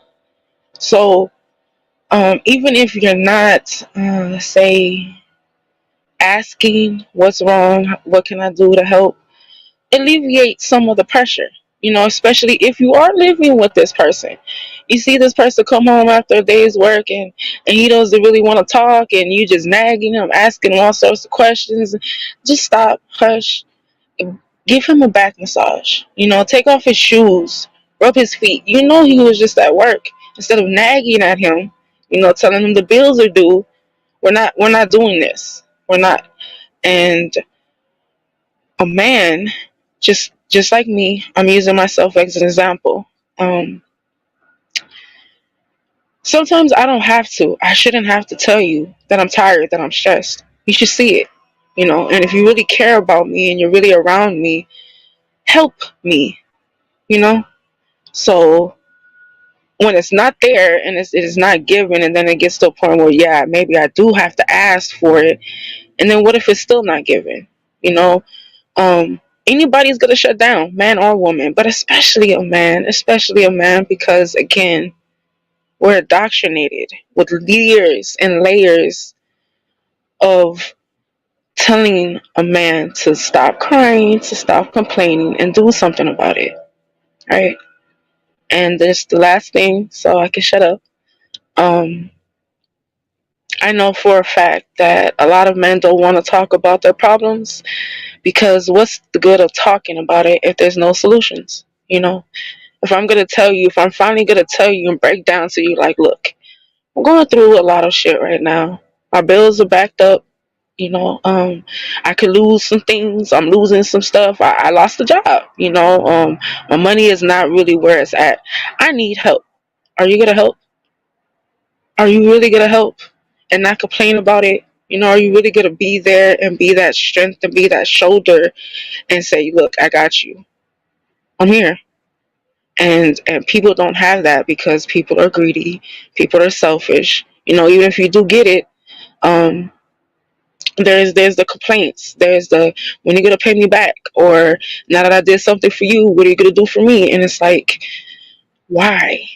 Why do we have to have these feelings of selfishness and greed? But it's another layer of indoctrination that all of us has been through. And unless we're fully aware to stop some things and change some things and pay attention to what's really going on around us, is not going to change. So, with that, I'm a hush because I keep talking too much. But thank you for listening.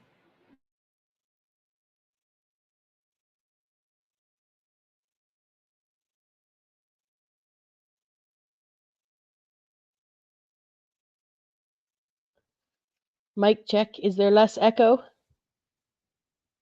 I found my headset. I hear you fine. Yeah, there's a little, but as long as I mute up, it's good. Cool.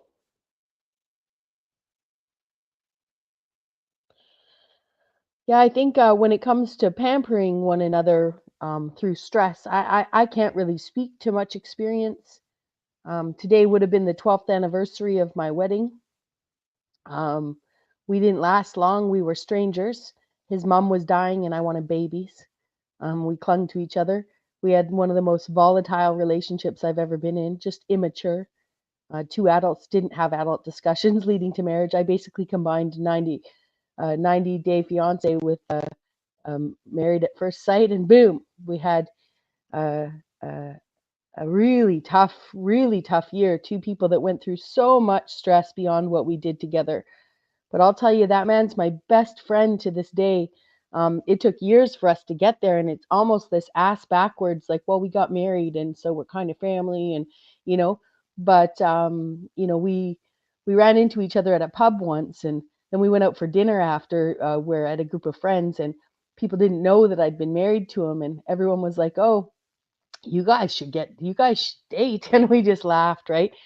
But I'm so grateful to have done everything so ass backwards to the world, to have this man and his daughter in my life that are like so much closer than my family. I mean, I haven't talked to him in 8 months, but that doesn't make a difference. I could call him and he'd be here in a second to help me. It's a real blessing to have that. But we neither one of us could have alleviated the stress by it. I think the world sets us up right now where it takes a 4 income household to have a family now. It really, I'm not saying that that's how the world has presented to do it successfully, right? You need a house, you need the kids, you actually need a suite in the house to pay for the house. So you're actually at a stage now where it's 3 to 4 incomes um, to make that family work. And that alone is stressful. So I love the picture you painted, Lady Shay. I would love to be in a situation where that stress of that man can be alleviated by how I'm supporting him. But I know that the economics of the world has changed so much, that most women need that foot rub and that back rub too, like that protection, that natural balance of sensitivity and protection. I don't know how natural it was in the first place, but I just mean the world has definitely balanced that out so that as soon as you rub the feet, you're probably sitting back needing a feet rub yourself after whatever job it's you've done to you know to help provide. So I think it does. But what I do see in what you're saying is that not only is there that reflection of we're all stressed and we all could use better support, but there it does come back to that idea that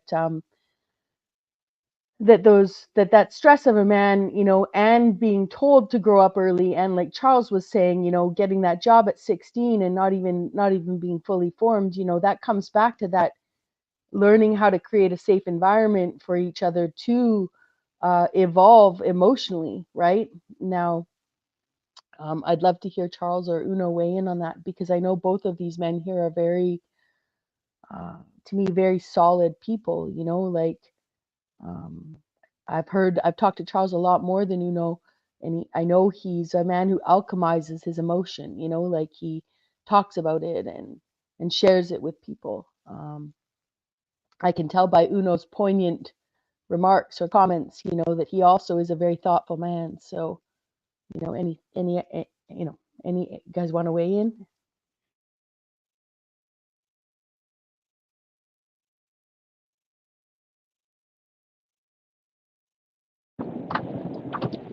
You might have stepped away. I think it's good. You know, some men say that, oh, you're weak if you stop bitching and just deal with it. I get it. Some things, yeah, but when it comes to a death in the family or a friend, it's definitely good to speak to somebody and not hold back. If you got problems, especially if you're with a woman, y'all should be able to talk about them. In my opinion, in a relationship, it should be 50-50. Yes, women are better at some things like raising. The child always runs to the mother. Everybody knows that for the most part, unless they grew up without a mother. You know, it takes two parents to raise the children. I think in America, there's too many families without a father and mother, or too many children that grow up with just one parent, and that's when the balance is lost. We need the balance of the male and the female. I think that plays a big part in some men being more feminine.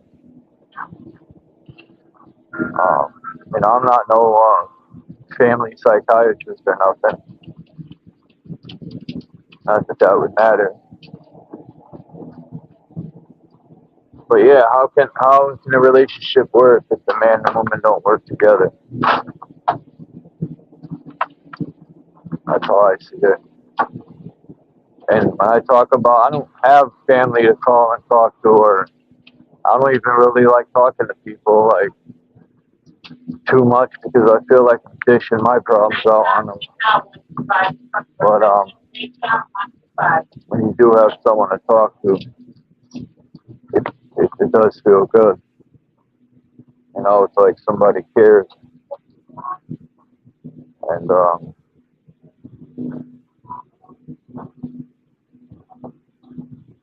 I know, look at all these veterans that don't have no one to talk to about their problems when they come home from war. You know, I seen a video of a veteran the other day. He came home and he was pulled over on the side of the road crying. The cop pulled up and the dude was crying. You know, it was shocking to see a grown man pulled over on the road crying, but he had broke down. He had no one to talk to. He was on one of them hotlines on the phone.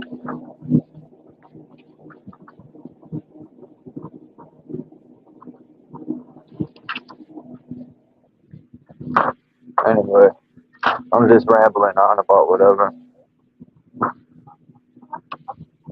Anyone can jump in at any time. You know who?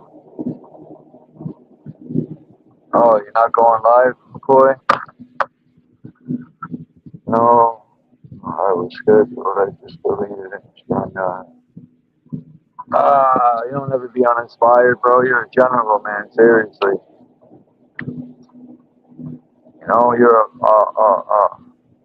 a very intelligent, powerful man. I was gonna say brother, but ever since what's that rapper's name? Daylight was like, if you meet a white person and they say, "What's up, brother?" Right? That's a sign of racism, right? That person's racist. People say some fucking wild shit, man. Not every single person that uses the term brother is racist. Anyway, yeah, man, I know how you feel. I feel like that sometimes too. Uninspired and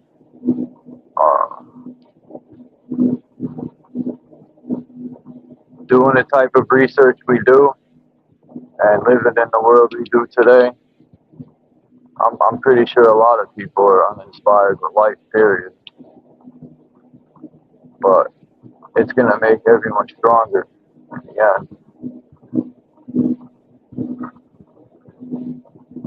Like Lady Shay was saying, the government wants us to fold and give up.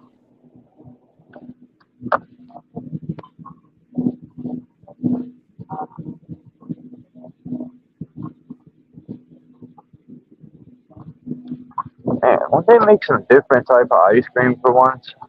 It's all the same bullshit. Like, you know what's delicious? Vanilla ice cream with instant coffee on top. It's like adult Pop Rocks. Oh, you mean the powder? No, I've never tried that. But it's delicious. I coffee and ice cream, that's good. Like hot coffee with a scoop of ice cream. I don't know. When I used to smoke a lot of herb. Yeah, I don't know, man. Always the same flavors. Like I thought of why don't people make cannoli ice cream, right? And I looked, and sure as shit, Ben and Jerry's makes cannoli ice cream, but it's a fucking arm and a leg to buy it.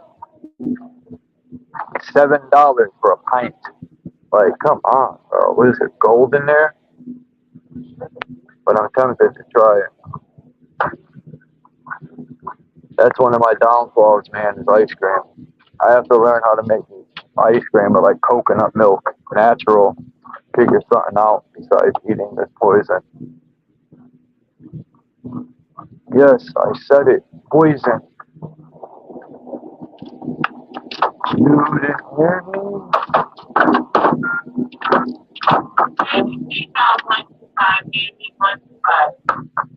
Guess we'll try that.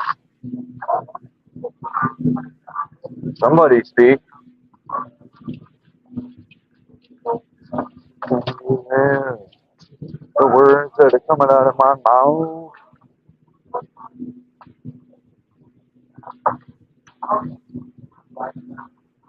Peanut butter.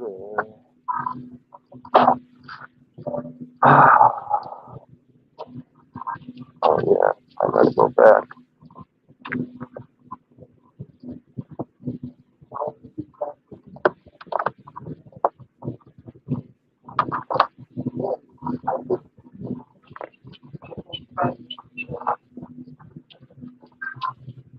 Wow, I guess I am by myself. I kind of forgot what I was doing.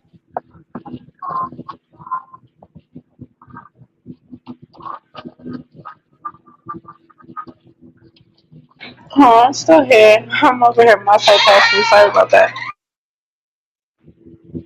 I'm here.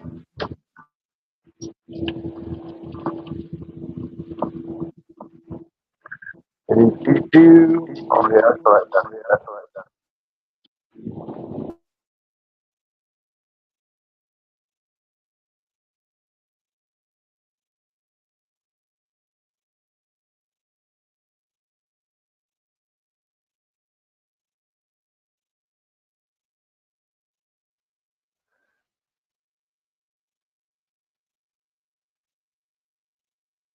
Hello. Hello. Oh, your voice is so clear, Uno. Is it? Yes, comes in clearest of them all. I do have a good microphone, though. Sorry, I had somebody come over for a second. What are you guys talking about?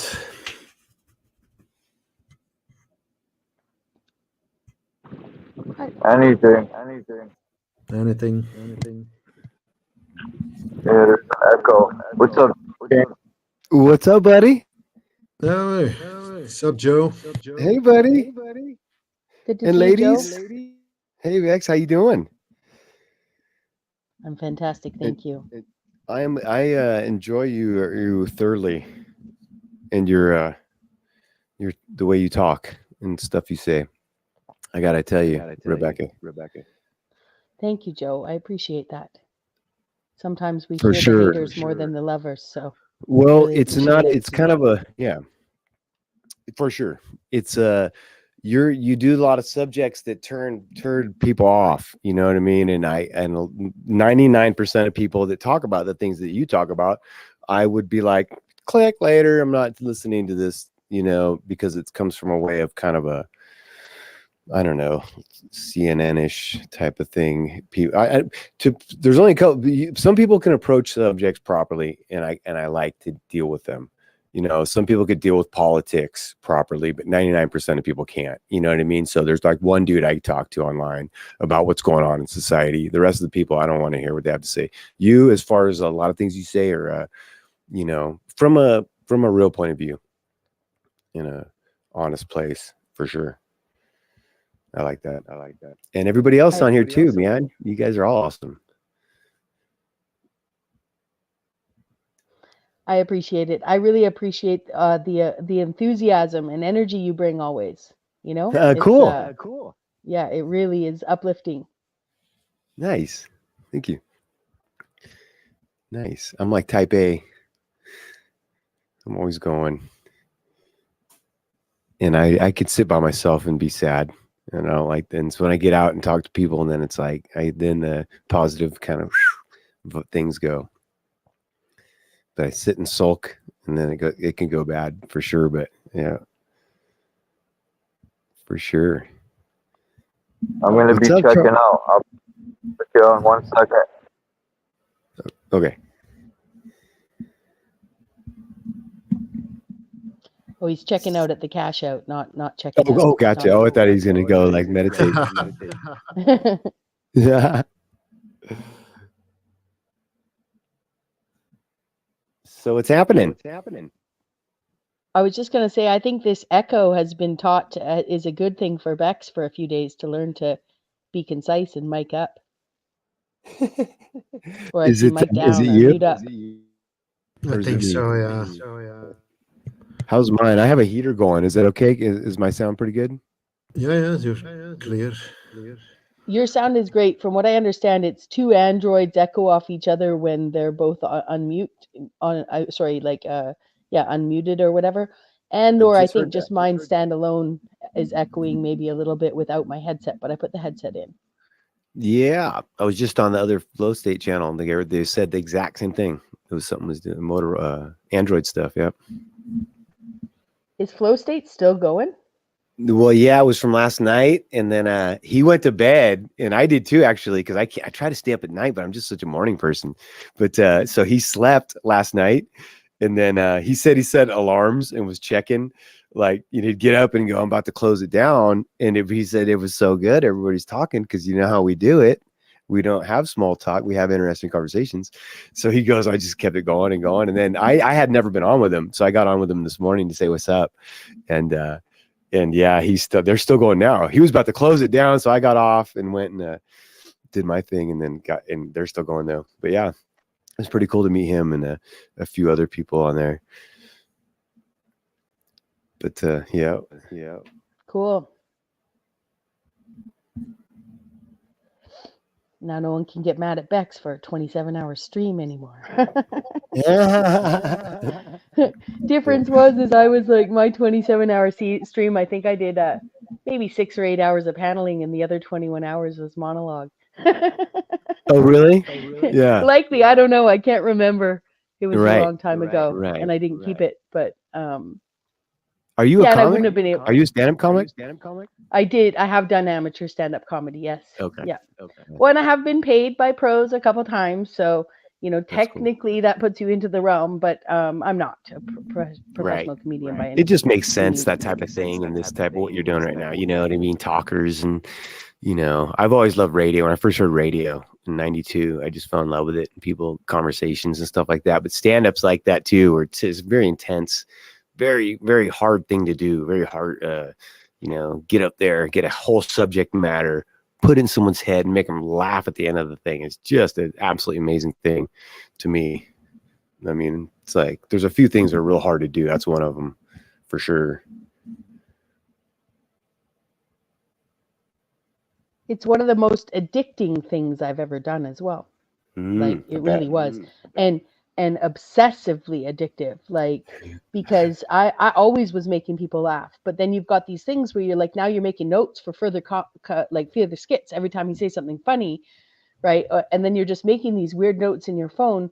But then you're going every night to actually practice the same 3 minutes you did last night with a few words changed, right? And next thing you know, that's why looping out here shouldn't be seen as a big thing. People are working out. When you're working out things, like you will continue to talk about the same thing and it will slowly evolve. It's also why I could talk for so long on my channel. I was restricted to 3-minute sound bites for fucking years. Right now you're like, whoa, the mic is mine forever. I could talk forever. It's a gift. I learned a lot from guys like Michael Savage and stuff, that there's certain things he would say every day. And you're like, when I first started listening, I'd say, well, yeah, I know that about you, dude. So why do you keep saying that? Or like Howard Stern and stuff like that. Certain themes would be there all the time. And I learned that that's one thing that you become comfortable with.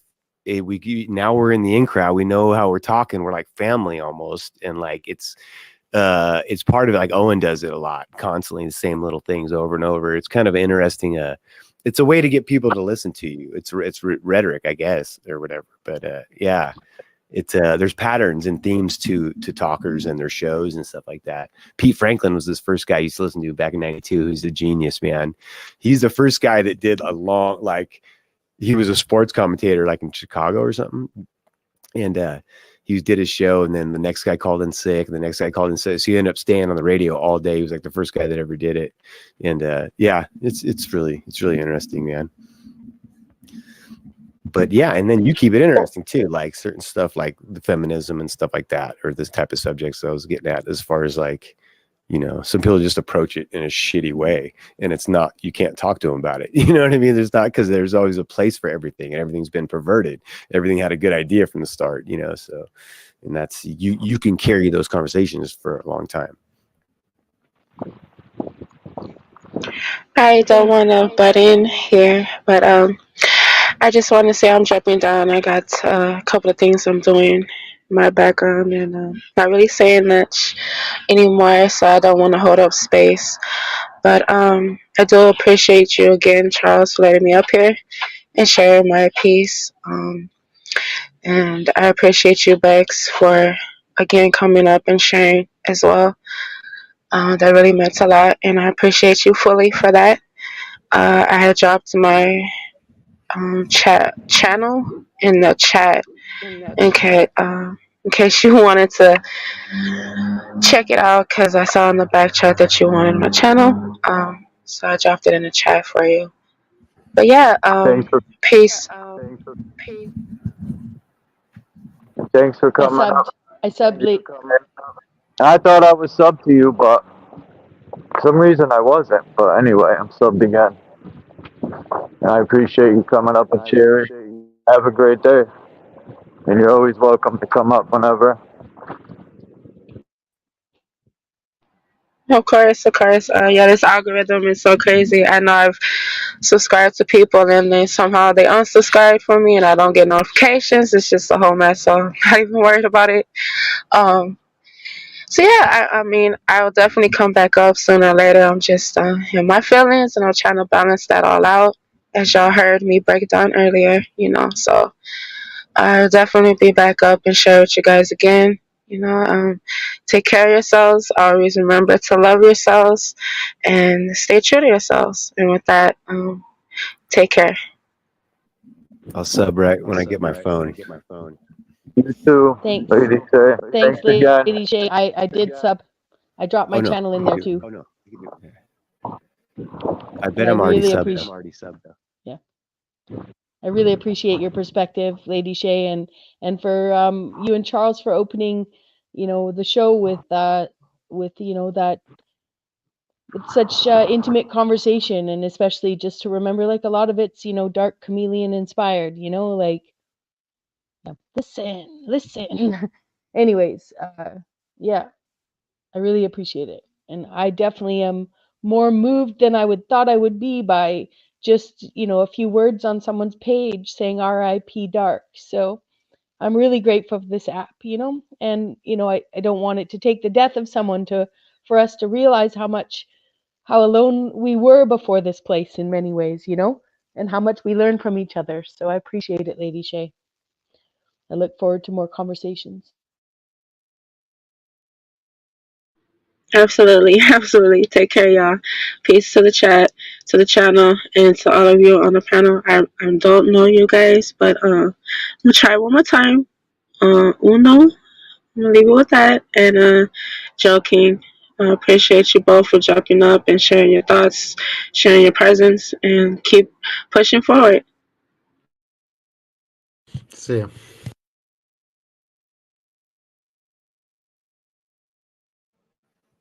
Nice.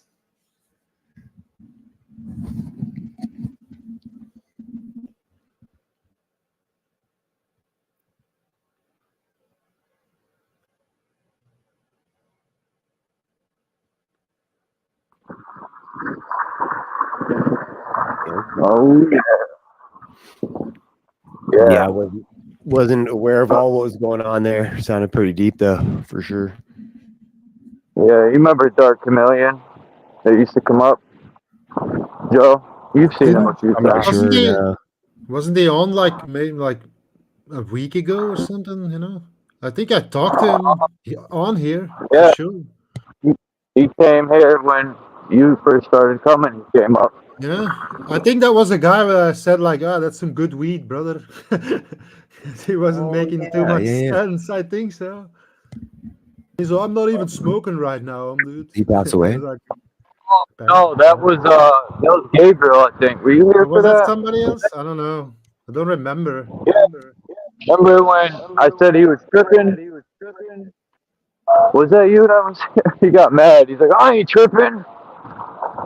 Yeah, Gabriel. No, it might have been No, he Dark didn't. Chameleon. I don't know. He I don't didn't get remember. mad. He just said I wasn't smoking. But like 5 minutes before, he was talking about rolling a blunt or something. So I don't know.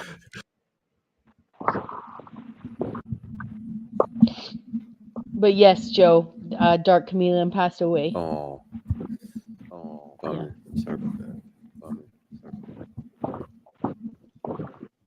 Funny guy. Shocking. What I liked, he'd come onto channels saying his channel was shut down, right?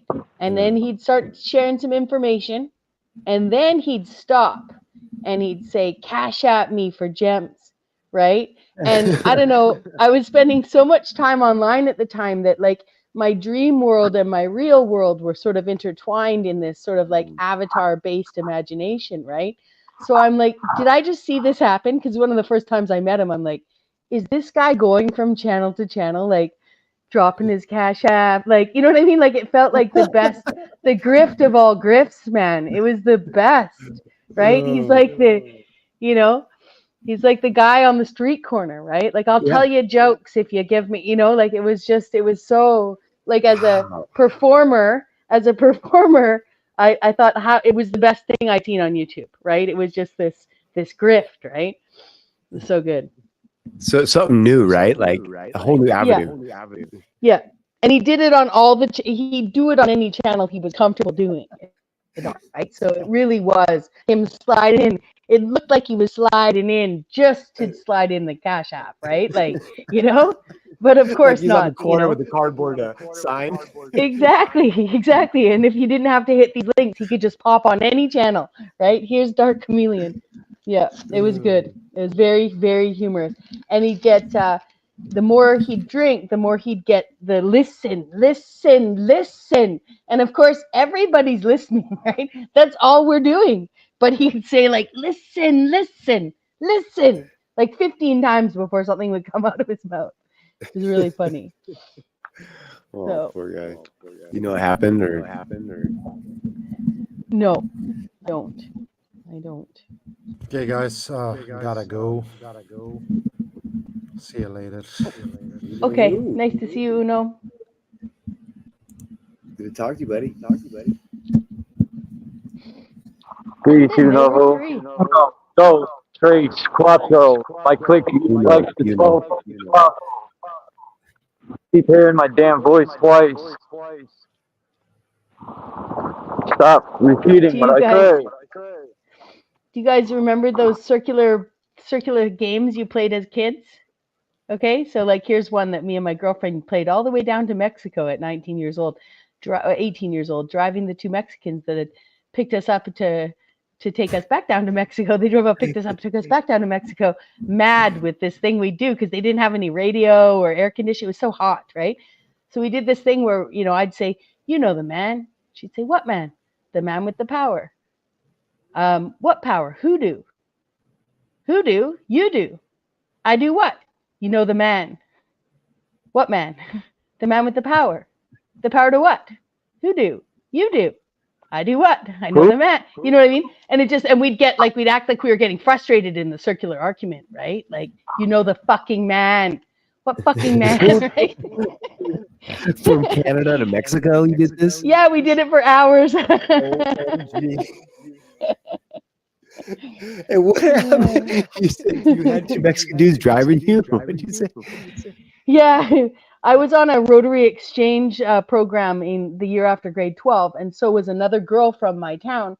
We ended up being about 3 or 4 hours apart in Mexico, and it was so expensive at the time to, excuse me, communicate to communicate, up to Canada, that luckily for me, I had friends in my Rotary district that I became closer friends with because of our, because nobody spoke English and what have you. Anyways, so basically 2 of us got back to Canada the next year, spent a year in university, and then 2 of her friends from her year of exchange drove up to Canada, picked us up, and we turned around and drove back down to Mexico. It was fun. Wow, that's cool, man. That sounds super fun. Voodoo is voodoo. Took a doo-doo on Yoo-hoo. Yoo-hoo. We used to drive to Tijuana when we were teenagers, so we go to strip clubs and drink beer. Go to the strip clubs? Yeah, your teen. They didn't care. You'd be a bunch of high school boys in Tijuana. Get over the border, you drink. Like even back then, it was like little like $5 for like this little beer in these little strip clubs in Tijuana.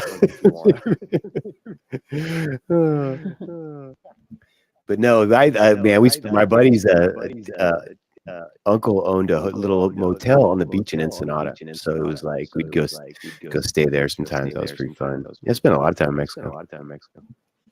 Are you in California then? I was raised in the Bay Area, so not real close to the border. Northern California. So we didn't do it. We didn't go as much as like people who live in San Diego. Try to do it up when he's speaking to echoes, please. But yeah, Thank we used to. But yeah, I'm from California. Yeah, and I'm Hispanic. My mom's Hernandez. I'm like half Chicano is like what you call like Mexicans. American Mexicans are Chicanos, and Mexicanos are from from Mexico. And like I'm like half and half, and whatever that means anymore. But like that's and where I'm from, there's tons of people just like me that are like a blonde haired guy with a Hispanic last name or something like that in San Jose. Like there's a lot of people like me where I'm from. But yeah, it's my kids are mostly Mexican as far as we're Americans, but like Chicanos, but like so, and my wife is full blooded like Mexican, so like my kids are mostly, I guess, 5/8 or something. It's so dumb, but it is whatever. Cool. So you speak Spanish fluently? No, I speak like construction Spanish, dinner time Spanish. Like I can get points across, and I can communicate fine, but it's like Spanglish, sort of. Okay. Yeah. Let me mute it. You come in, man.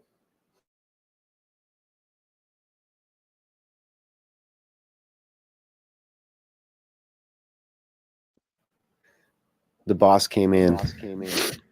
Yeah.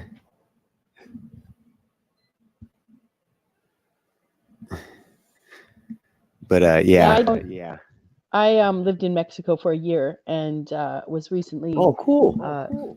Yeah, I went on Rotary exchange after grade 12. Lived with 3 different families and went to an extra year of high school. And it was in 91.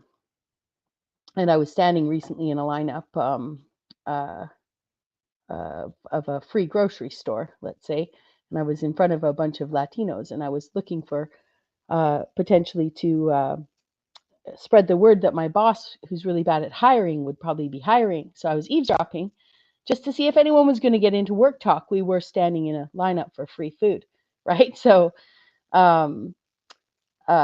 anyways, I did hear I heard them talking about the insecurity and people getting fired after 3 months and stuff like that. So I hop into the conversation and start pushing this job, also showing like, here, I'm in the lineup. It doesn't pay well, right? Like, you know what I mean? Like, but I'm also an economist who understands how that works, that charity works. It'll only work. They'll only give more next year if everybody uses up what they give this year, right? That's the economics of it, right? So anyways, it turns out they're from all over the world, and most of them had just met, unless they'd come in twos. They were just speaking Spanish together in a group. And so as they go around the group, they're like I asked them where they were from, and someone's like, soy mexicano, and soy cubano, and all this stuff. When it gets back to me, I'm like, yo soy mexicana, right? And the whole group was so impressed, right? Because it is true. Once you've been there and lived in someone's home, like in 2020, like mi casa es su casa is for life, like. And in 2020, I got a hold of a friend from that year in high school that I couldn't find. I assumed it was the algorithms. More people were searching, and the AI got better with the algorithms, And so I found Maribel, and she ended up telling me that there's a cousin of mine living just within 15 kilometers who was unable to go home. She's just a young 21-year-old who had been here on a high school exchange and now had stayed. Right? We had very parallel stories. So I ended up meeting up with my prima, right? Or my niece, no, is that sobrina? Anyways, that's cousin. So anyways, I'm getting this wrong. So sobrina, is that the right word? Anyways, I meet up with my niece as she's been described to me. And we get out, we go, the first time we're out having lunch, there's people that ask us if we're related, which is unreal. Like, I mean, she's a dark-skinned, dark-haired, dark-eyed woman. I'm in the light, I've got ginger hair, right? It's very fine, but I'm a ginger in the light of day. And it's our body types and our familiarity right off the bat, right? She accepted me as family, and I accepted her as family. And so since 2020, I've been back in my Mexican family's life, let's say, but it really, it is the case with that culture, right? Like, I am Mexican, Mm-hmm. Yeah, like, when they say we, when they talk to me, like, we do that, like Mexicans that and it's funny, like on job sites, like where I'm at now, if I'll say something in Spanish to a guy or we'll laugh about something, and then like everybody around will look at me differently, like, whoa, like, you can see that the attitude towards me just changes instantaneously. It's kind of funny where I'm at right now because it's more of a white dominated type of place. But to understand that feeling is like, when I was a kid, my mom passed away from cancer, and I was really by myself, and my wife, I met her then, and so her family has been my family, like, and so like I wouldn't have survived without him, it's like, it's crazy. Wow, you've been together a long time then. 33 years. Or 34 years, since 1989. Beautiful. That's what marriage should be like. Yeah. You choose a woman that's sacred, especially when you make love with her to create more life. That shouldn't be rushed. Like, they make sex and relationships so worthless nowadays. Like, there's no meaning to it, and it's all by design, man. They want to destroy everything, from the physical to the spiritual to nature. They need to look in the mirror and just play Russian roulette with an atomic bomb.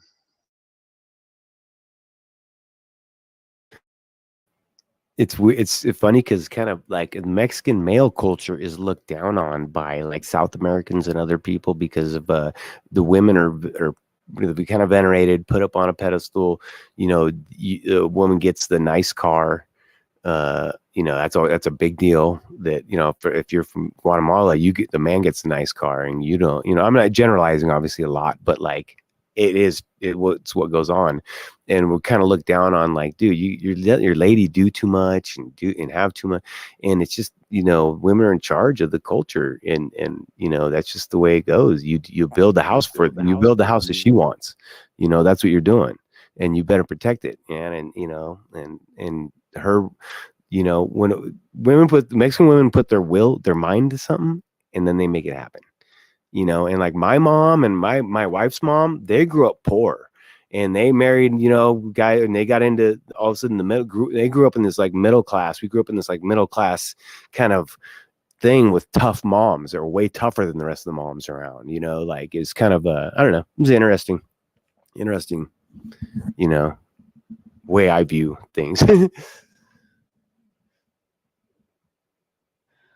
Well, yeah, and then I would like to add that there could be an aspect to that. I mean, just so that people don't, well, I mean, maybe it's the wrong time to add it, but I know that that was very much the case in the Roman Catholic community I was brought into, right? It was a Roman Catholic community, so I can't attest to all Spanish, all Mexicans.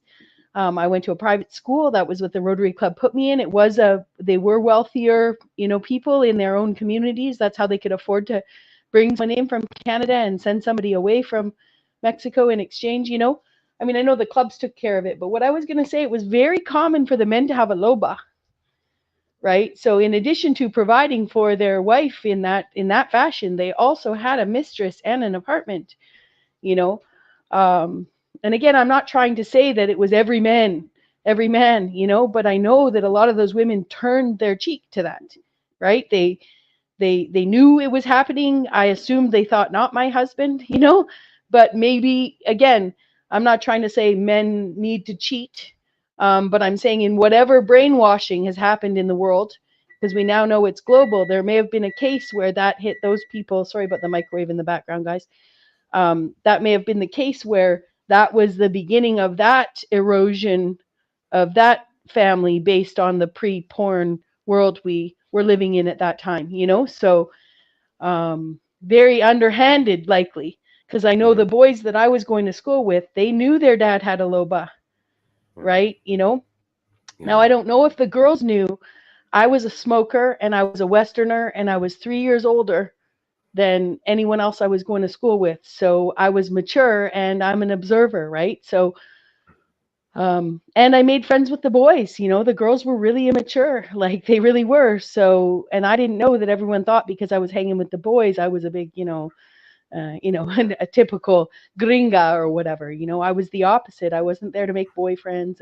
But it's interesting that these cultures, you know, we learn about these cultures, and that even as I say that, you know, that's why I qualified it with yeah.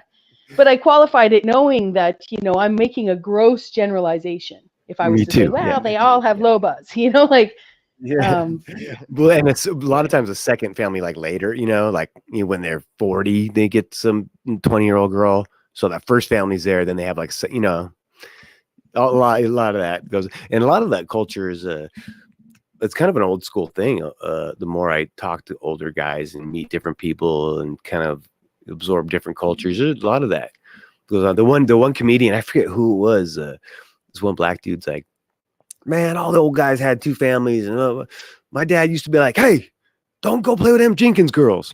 Ever play with them Jenkins girls. It was like I forget who did it. It was funny.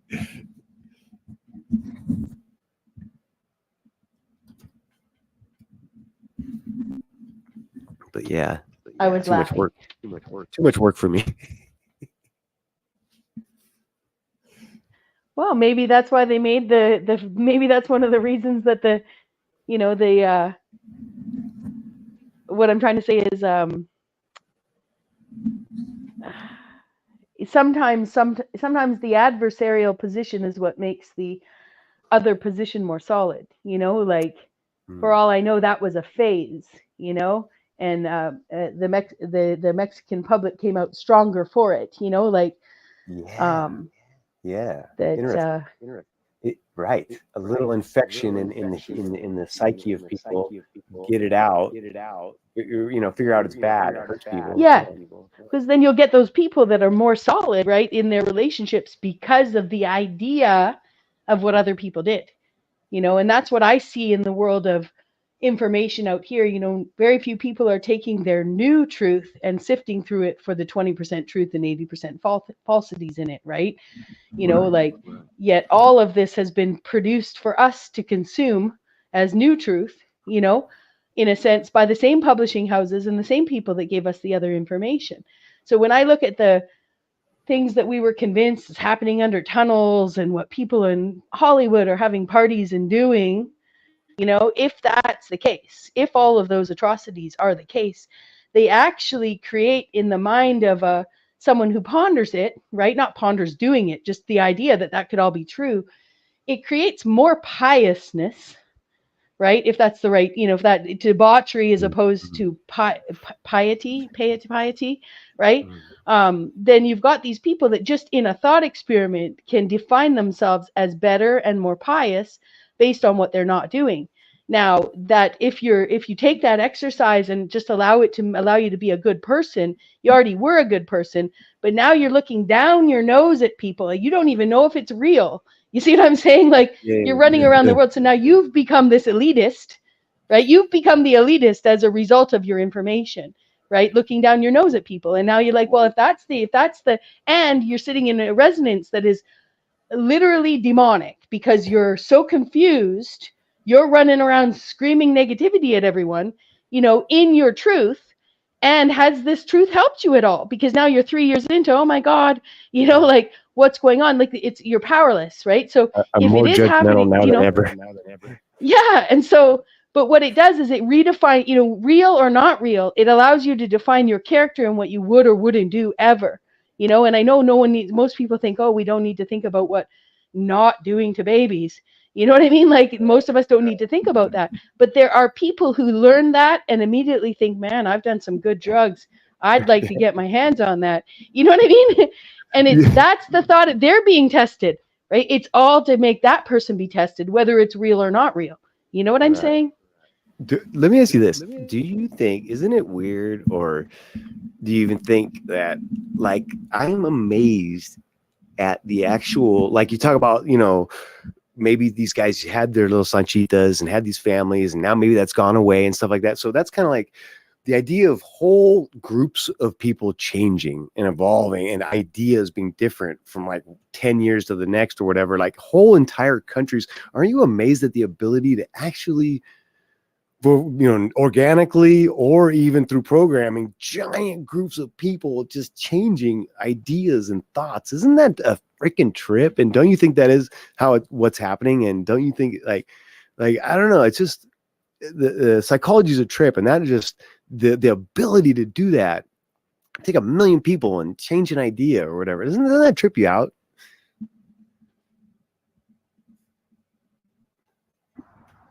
What's up, Christos? Is that Christos? Yeah, it was Christos. He'll be back. That's what Christos is famous for. He's like a magician. I was going to answer that. Yes, it does trip me out, but also I watch it how much my own evolution happened out here from day to day. I mean, no one could follow where I was on some of my sleep deprived cycles and some of the things that were coming at me, even in one chat room where if you hadn't seen me in 3 other places, I was like, I was dealing with 4 big dramas at once one day, like where it was just like, but you know, if I could come back to the first time I sat here in Charles' room and the kind of emotions I had just socializing with my friends here, you know, and the way I had to learn to communicate, which I'm still learning, friends. I'm just amazed at my own emotional maturity and my own paradigm shifts, not to make it about me, but I only have my experience, you know? It's a So reflection. if I can see how fast those changes happen from day to day, and sometimes it is part of the optics, right? Like, so sometimes it was like, how do I stay in, you know, like, you know, but also this is a microcosm of the macrocosm, right? So, you know, and some of it is actually, does come down to evolving a character, like that's what you're going to do, you know. But there, for me, you know, real emotions are something that I don't hide well, but I also learn to exploit them for the sake of, you know, some of those things. When I made that decision to fucking hit that link and fucking scream, I chose it, right? I chose it 100%, you know. So I would say those paradigm shifts happen pretty quickly, you know, more quickly than we think. Welcome, What's up, Christos? You there? Hey,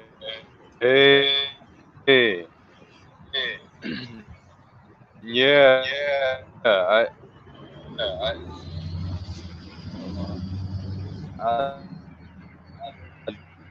definitely had to hop on. I knew someone already. You like you're like I'm borging getting out feedback. a little bit.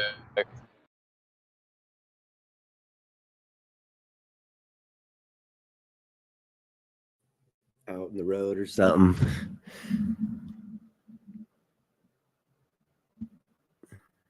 Do most people on their phone? I wonder. When we're on the line. I only have a phone. Oh, that's probably most people, huh? I say, look out, YouTube, when I get my computer. I love this little thing I got. My wife got it for me last year, and I'm like, I don't need a computer and all that stuff. And then like I started, I got my GoPro and I make my videos. And like when I get home, I just put my phone down and I get this thing now. I freaking love it. And mine's like it flips back, so the whole screen is like a big touch screen on the laptop too. It's just like it's a Lenovo, and that's why this thing's got me flipped all around in technology, man. I'm like, let's go. I was like, when I first started waking up, I was like, I hate all technology and everything's evil and all this stuff. And it's like, it's like calm down and figure out, like, dude, this stuff I learned so much, and like I get so much, out of it and stuff like that. It's crazy. I have a Lenovo Notepad 2. I got it in 2012, and I still use it to log on. I got mad at the bank one day and hit my enter. I fucked the fan up. I should have, though. The bank, they lost my paychecks. They kept losing my paychecks 3 in a row. It's their only job is to put my paycheck in my fucking bank account. Everything else I do. So I was really mad. And so it's been working. It just doesn't work online because that projector sound comes through. Whatever the fan's doing comes through online. But I can still use it for 12 years in, like that's pretty fucking impressive, for a little touch screen notepad. Back then, touchscreen too. That's cool. I didn't know that. Mm-hmm. Joe, can you drop the link to your channel? I thought I was subbed to you, but I might be, but let me see if I can grab it here. So if I mute up, then I open up YouTube, you won't hear it, right? As long as I'm muted on this. Yes. Okay. When I get home, I gotta end the live because I got to do some stuff. I know it sucks, but I gotta cook, which I really don't want to, but unfortunately sometimes in life you have to do stuff you don't want to do.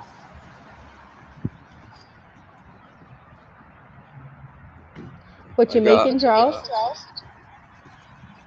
A roommate wants French fries, right? Of course, they gotta be organic French fries, so I gotta cut 1,000,000 potatoes. When I'm old and decrepit, I better have the same energy I put out. By the time we get old and decrepit, they're just gonna end up shooting old people in the head. They ain't even gonna take care of them no more. People probably won't even make it to that age, or they probably won't even die anymore. They'll be cyborgs. That'll be the new creation. Cyborgs. Hey, my bad. Hopefully I'm not cutting in, and I can just ignore the feedback. Hopefully, although I don't know who that is. Yeah, that's Bex. But hold on, let me mute up, see if it helps. I think that was you because Bex was muted. Either way, it's all good, guys. I'll be quick. Yeah, it is Bex you, too. Charles. Okay. Anyway, while you guys are all muted up, I appreciate it. I'll be quick.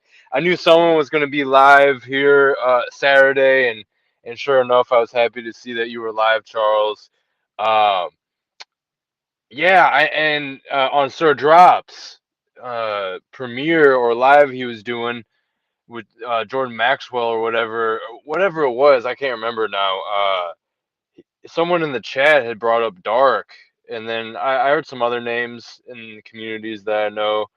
Basically, it sounded like it was confirmed, from what I was seeing in the chat. And Charles was there, Sir Drop, Native, and so Yeah, I heard that. I was just like, what? It's just, yeah, it caught me off guard because although I only had a couple interactions with him, I had heard him enough times that, he was a character and definitely enjoyed when he joined Charles's stream. In fact, I remember one night Charles was doing an evening stream and he had joined and we were breaking down pictures. It was like a bunch of esoteric eh, pictures that we were breaking down. So and I think Bex even came through that night as well. So yeah, it's unfortunate. I feel like there was someone else out here as well that there's a couple different people, and usually they're in communities that I'm not as familiar with. But um, yeah, man. So salutes to him, and thanks for having me, Charles. And it's great to see Bex on here as well because there's more value because she's What's up, not puppy? on panels as much Come here. anymore. Come on. And then it's Charles, so of course I gotta hop on. It's Charles, even though he's echoing back at me. Yeah, I figured I was gonna dedicate the stream to Dark Chameleon. I almost called him Dark Chocolate for some reason. Ha! No, I'm joking. At least somebody laughed. I laughed. Boom. That's a nice dog that Dogger just showed. For such a diesel dog, it looks like it's on a couple of cycles of juice. But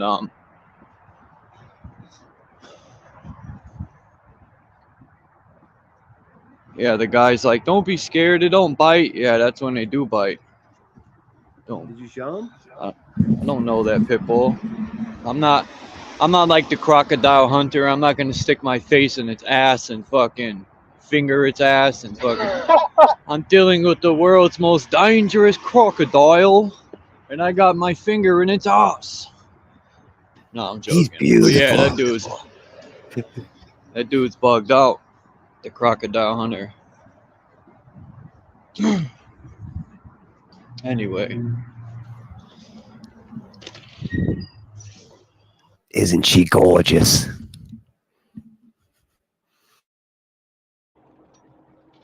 Yeah, I remember being really young and just like he was kind of like a significant cultural icon equivalent back then, I guess, of what now would be Bear Grylls or whatever his name is.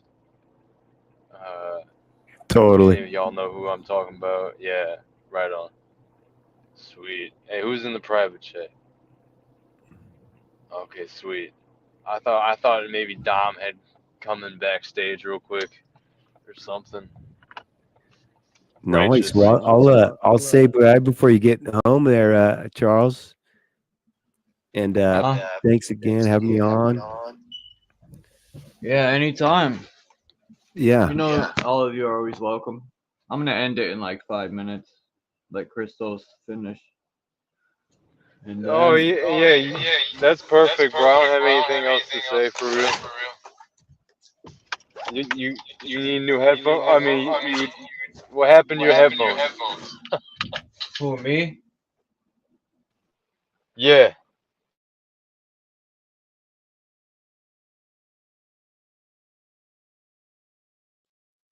StreamYard glitching with Nothing Android. happened. Not to my headphones.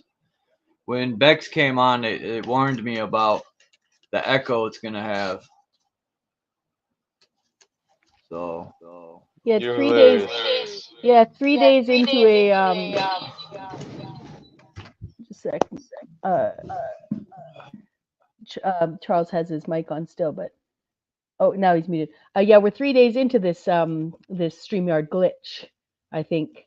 But I wanted to say thank you so much for saying that, Christos. I've missed being live with everyone. Truther turned Truther rehab was real for me. You know, I really have been trying to balance out, you know, my time spent online as well as in chat. You know, I was a chat participant long before I started paneling, and you know, so I've missed everyone too, but I've been in the chats. I've still been, you know, I've been YouTubing like crazy, still friends. And my 20 hours Mhm. reset. I mean, I can afford the you know the plan, but for me it was part of my commitment to just to using YouTube a little bit differently, you know. So we'll see if I buy the StreamYard again this month. I probably will, but in the meantime, I'm just going to keep with my moderate program. But I did plan to go live today. I hadn't picked a time. I'm going to go deal with a few things, but I might be back online within the hour or so, going live on my channel as well. So keep an eye out for it. Come say hi. That's Yeah, great. cool. I love to Cool. hear it, Bex. I've been balancing out as well myself. It's good to see you, Cool. Joe. Well, much love to you both, and thank you so much, Charles, for being here. I'll be around more, and love you all, and R.I.P. Dart. Yes, thank you for coming up, Bex. Me too, buddy. I'll be out. All right, Joe. Have a good day. Okay. What's up, Christos? What have you been up to? Oh, you jetted out. Anyway, peace to the realist McCoy, Jack's Dreaming, Joe King, the Bex Factor, Faceplant, Look Within, Mami Chula for you, Misael. Well, that's Rebecca.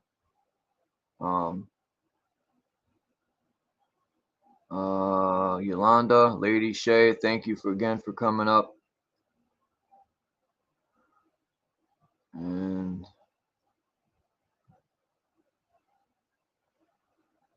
Gen 2 gone. I know there's more people. You know who? Kimba, Native Michigan, Ojibwe, Sir Drop, and peace to everyone. I'll maybe go live later. But yeah, man, rest in peace. Or shall I say, rise to paradise. Or rise in paradise. Dark Chameleon. And my condolences to his family and friends. And yeah, man, everyone have a good day. And keep Dark Chameleon's name alive. He was a warrior for sure. Peace and love, everyone. I'm out.